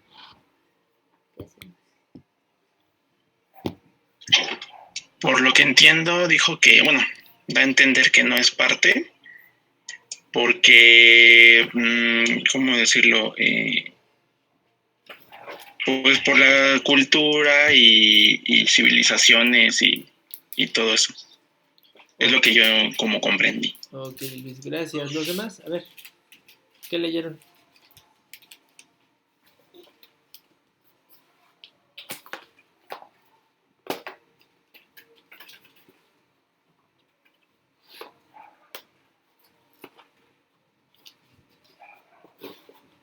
Solo Luis. Por lo que yo entendí, lo hispánico ibérico no formaba parte de la cultura o de la civilización del occidente. Entonces, por eso era diferente y no se consideraba América Latina como parte del occidente. Ok, a ver, ¿alguien más? Y también la cuestión de que si América Latina se destacaba por el mestizaje, pero no, porque pues también Estados Unidos, Canadá y España, pues son naciones que tienen el mestizaje. Ok. Y como que se destaca de que América Latina no es una unidad económica ni política, pero sí es una unidad cultural. Perfecto. Es lo que destaco. Bien, Juan, muchas gracias. A ver, uno más. Otro.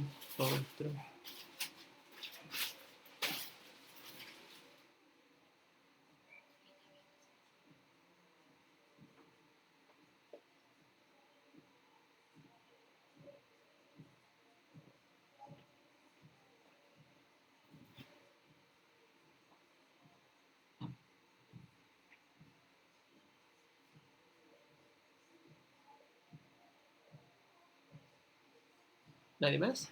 Bueno, a ver, digamos, creo que de manera fragmentaria nos han contado qué dice el texto, ¿no? Dice Lamo de Espinosa que pareciera que el problema central es que América Latina se ve como eso otro, que no sabemos qué es eso otro, ¿no?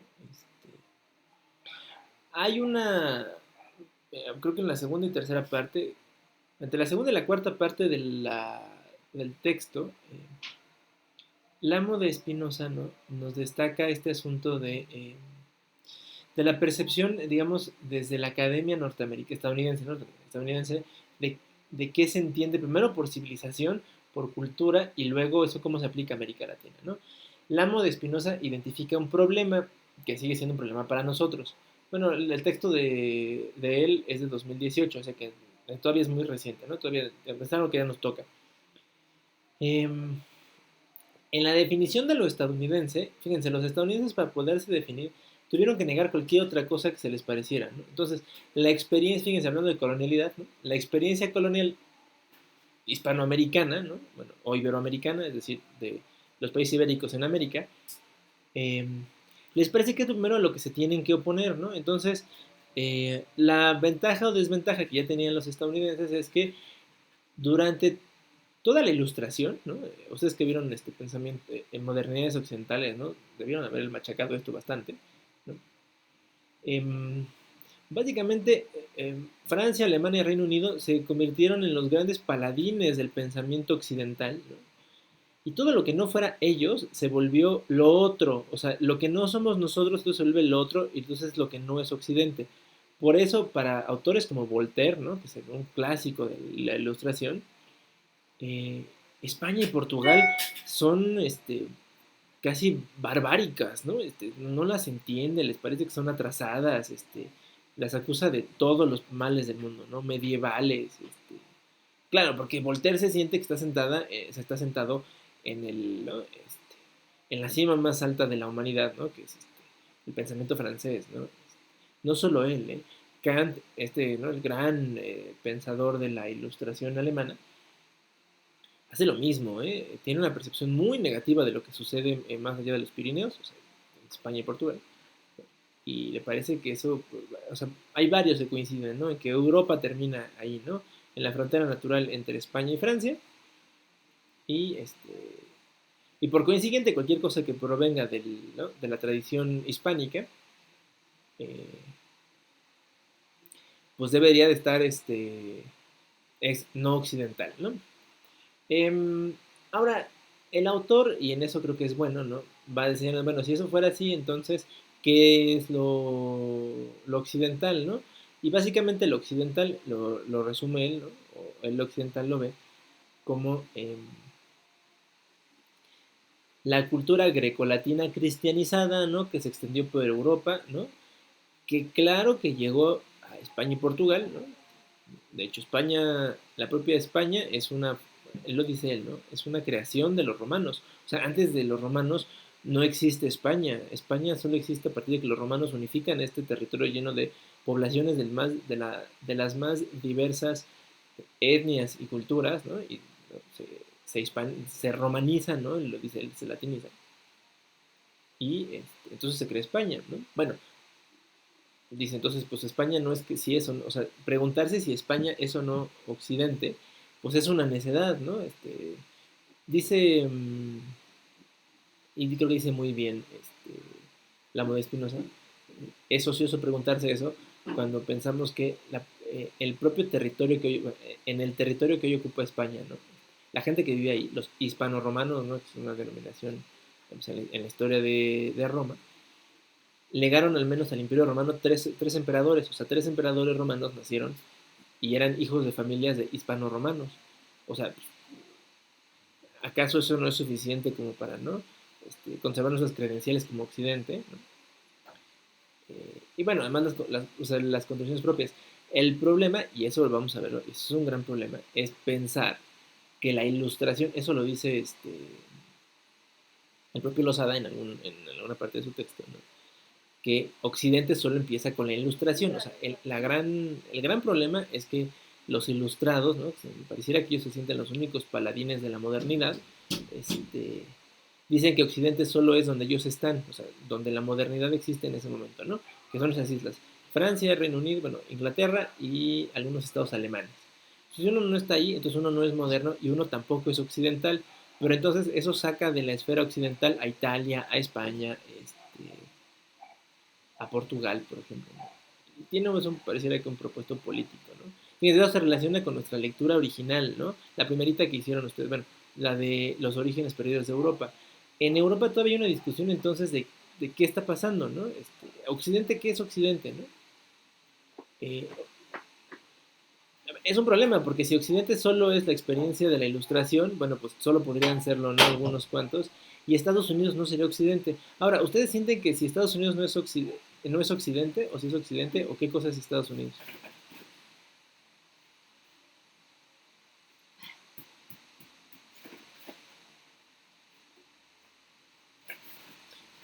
Se los pregunto diferente.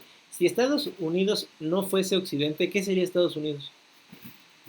¿Puede ser Latinoamérica? No, puede ser la experiencia asiática en alguna de sus formas, es decir, el mundo árabe,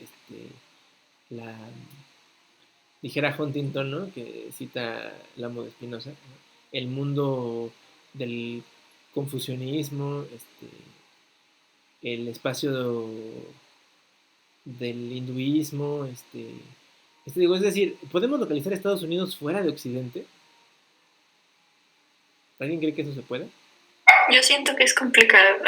Es decir, sería muy complicado tratar de situar a Estados Unidos en algo que no sea Occidente, ¿no? Claro, ellos escriben buena parte del discurso, ¿no? Entonces, pues, ellos no hacen otra cosa sino asumirse como occidentales, ¿no? Ni siquiera como herederos de Occidente, como occidentales desde el inicio y punto. Ahora, el texto del Amo de Espinosa dice esto, pero claro, los estadounidenses lo son, ¿no? De alguna manera porque fueron la transposición de la sociedad británica, bueno, inglesa, a estas demás colonias que desarrollaron sus propias prácticas culturales, pero bueno.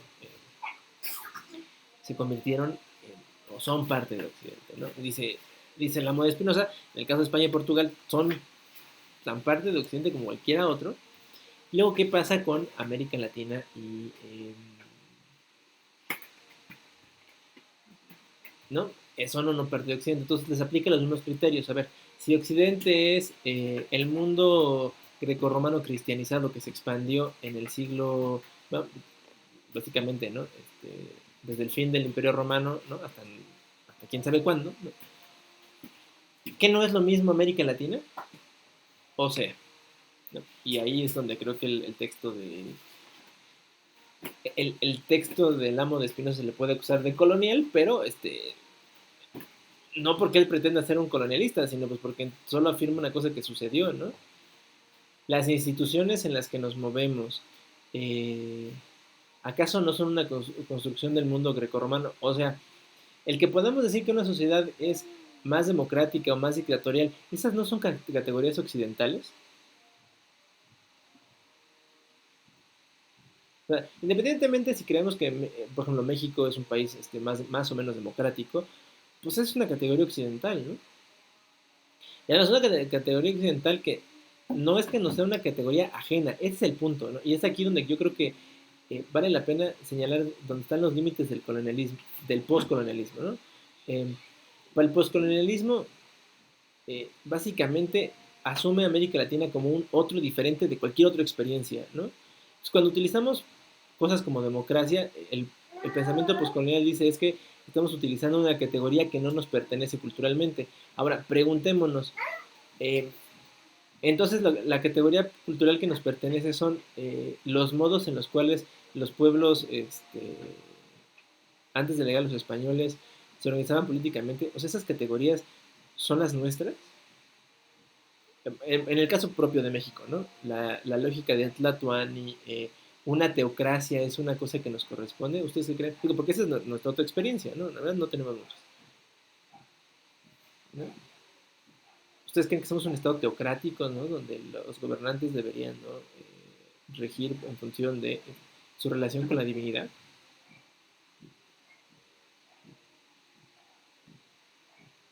¿O no? No, pueden decir que no, no se sientan comprometidos con sus violencia. Yo creo que no, o sea, digo, la experiencia de los pueblos mesoamericanos fue esa, ¿no? La de la... Sí, claro, los estadounidenses tienen un término para esto que le copiaron los británicos. Los estadounidenses hablan del excepcionalismo estadounidense, ¿no? Ellos son excepcionales, son una construcción increíble. No sabemos cómo, son un milagro de la historia que hayan surgido los Estados Unidos. No son un milagro de la historia, son un conjunto humano que ha evolucionado a la luz de un montón de acontecimientos históricos. Unos muy particulares y otros que han compartido con otros pueblos, pero es que ellos se sienten así. Los británicos se sienten exactamente igual. Ellos se sienten como son una isla separada de Europa. Ellos son una experiencia histórica única e increíble, ¿no? Dijéramos hoy en tono de burla, son únicos y detergentes. Así se sienten los británicos y así se sienten los gringos, ¿eh?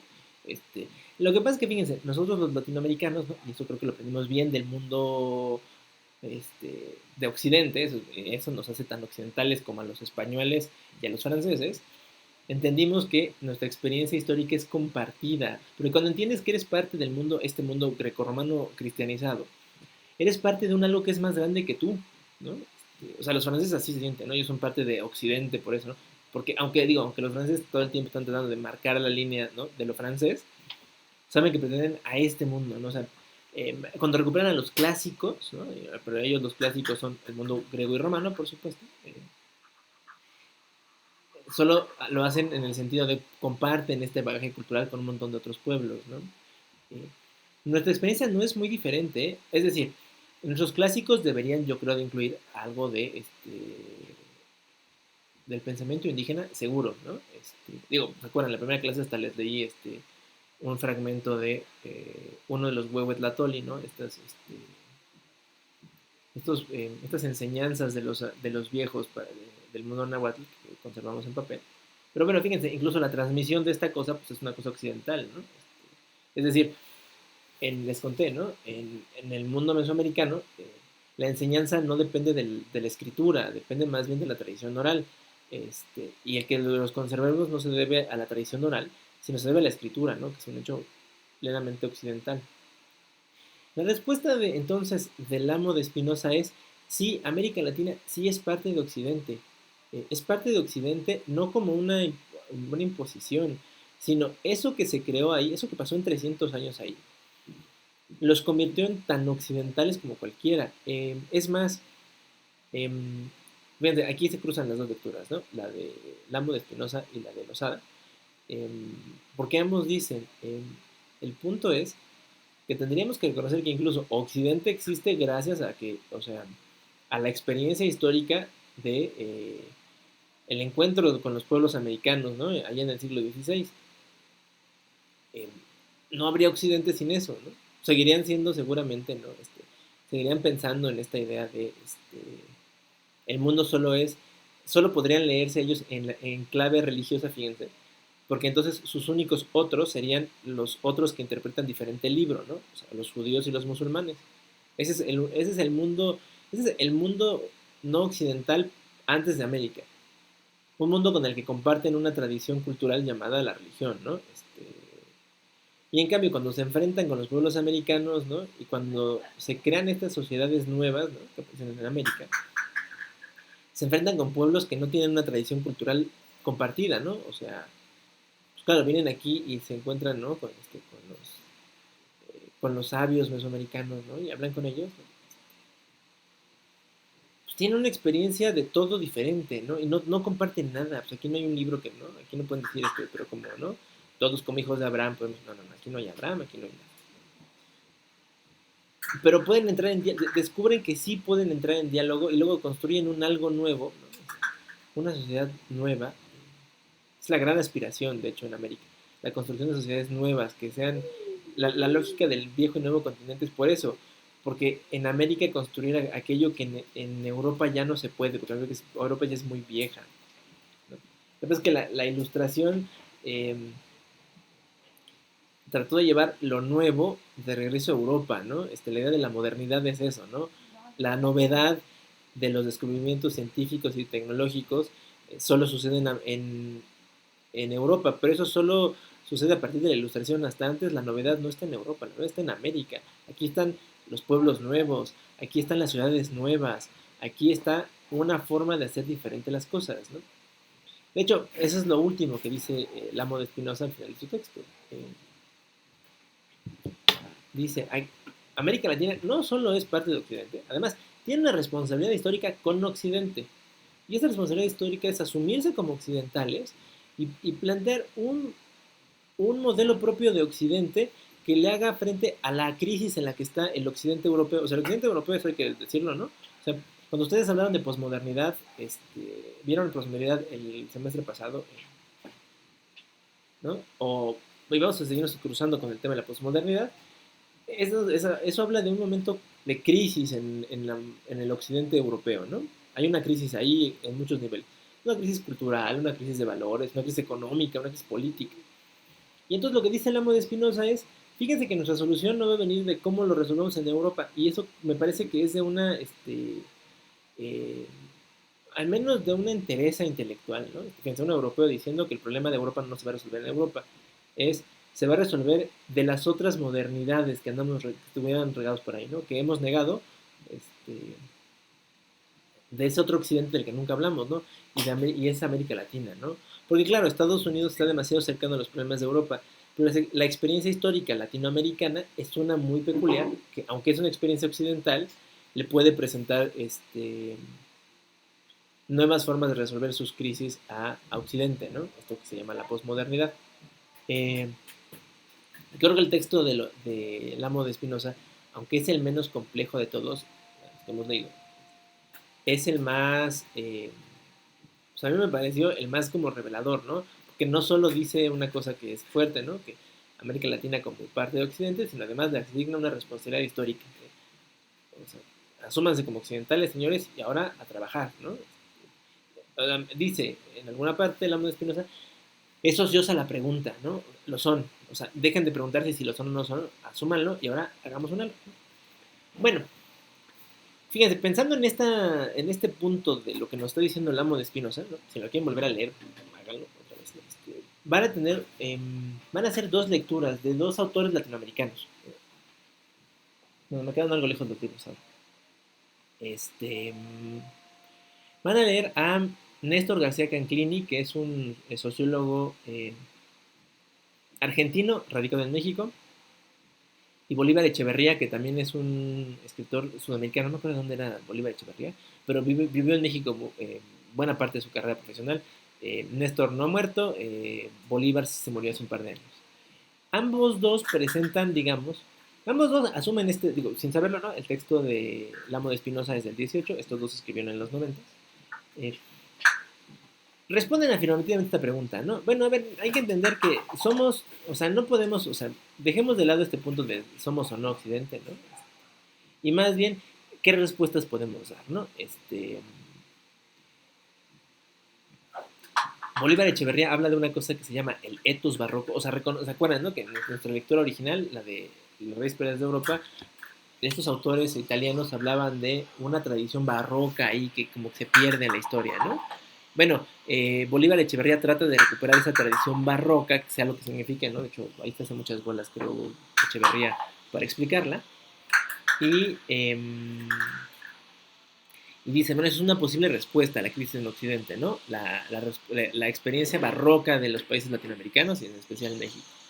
Y luego, una respuesta paralela es la que presenta García Canclini, que él dice, ¿no? Otra vez, ¿no? Bueno, América Latina sí es un conjunto de identidades, ¿no? Como lo que decíamos al principio. Y lo que es interesante de la experiencia histórica latinoamericana es que hemos sido un híbrido de muchas cosas. De hecho, la obra de García Canclini que van a leer, bueno, es un capítulo, es culturas híbridas. Somos una cultura híbrida, ¿no? Bueno, las latinoamericanas son culturas híbridas que surgen, ¿no? Del cruce entre el pensamiento occidental con muchas otras cosas, ¿no?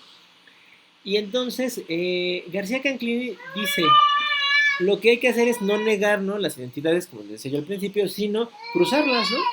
Asumir la hibridación y trabajar con eso. O sea, no dejar de pensar, por ejemplo, en la modernidad pura de los franceses, ¿no? De somos modernos porque no creemos en la ciencia y en la racionalidad occidental, sino asumir que sí somos modernos, ¿no? Pero no solo somos la racionalidad occidental vista por la Academia Europea, ¿no? Es más complejo que eso. No me acuerdo si ya está el post en Classroom, pero si no lo voy a poner ahora. ¿No? Las lecturas están subidas al Drive para que empiecen a leerlas, ¿no? Lo que les pido, van a tener de aquí al 5 de abril para entregar, ¿no? Van a tener, creo que bastante tiempo.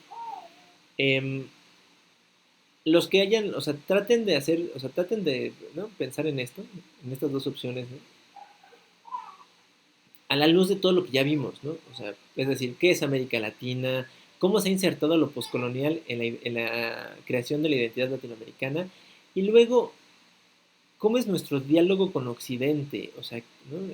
Digo, ustedes pueden coincidir o no con la respuesta del amo de Spinoza, no importa. Pero entonces lo que sí sabemos que hay es un diálogo, o sea, dialogamos con Occidente todo el tiempo, sea porque somos parte de él, o sea porque es una experiencia ajena a la nuestra, pero bueno, como sea, tenemos un diálogo siempre con Occidente, ¿no? Y en función de ello, ¿qué nos dicen las propuestas de Echeverría y de García Canclini? ¿No? Ese diálogo, ¿cómo debería de ser y hacia dónde nos lleva, ¿no? Y básicamente con eso es con lo que vamos a empezar la segunda unidad del curso. Bueno, ya sé que ya me pasé como por 2 minutos, pero ¿dudas, quejas, aclaraciones? No, del que tiene... Ay, ¿cuál era? De Reyes. Ah, no. Era del de García Canclini. Uh-huh. Ese puso un capítulo... Ah, ya, sí puso, ¿no? Capítulo 2. Ajá. Sí, de ambos, o sea, los libros de ambos, o sea, no vamos a leer los libros completos de estos dos autores, pero conseguir los libros completos en PDF, entonces ahí los tienen, ¿no? Un día que no tengan nada que hacer los pueden leer, pero al menos sí lean los capítulos que les pido para hacer su ensayo, ¿no? Y pregúntense esto, ¿no? O sea, en las vacaciones piensen en esto, ¿no? Mastiquen un poco la idea de cómo dialogamos, cómo estamos dialogando con Occidente, ¿lo hacemos, no lo hacemos? ¿Para qué lo hacemos? ¿Por qué lo hacemos? Eso les va a dar, o sea, va a ser, claro que el ensayo de cada uno de ustedes sea diferente, ¿no? No va a ser un reporte de lectura, por supuesto, y de hecho no estoy pidiendo reportes de lectura, pero sí que ensayen ideas, ¿no? Pregúntense esto, ¿no? ¿Cómo dialogamos con Occidente al final del día, ¿no? Si lo hacemos y si no lo hacemos, y desde qué perspectiva lo estamos haciendo. Bueno, última pregunta, o si no, ya para cortarle, para que puedan correr a su siguiente clase. No. Bueno, si no hubiera nada más, cuídense mucho. Ahorita subo el post de lo que van a hacer para el 5 de abril y nos vemos, si no, hasta el 7 de abril, ¿no? En 2 semanas. Sí, muchas gracias. Nos vemos. Gracias. Gracias, profesor. Hasta luego. Gracias. Profe.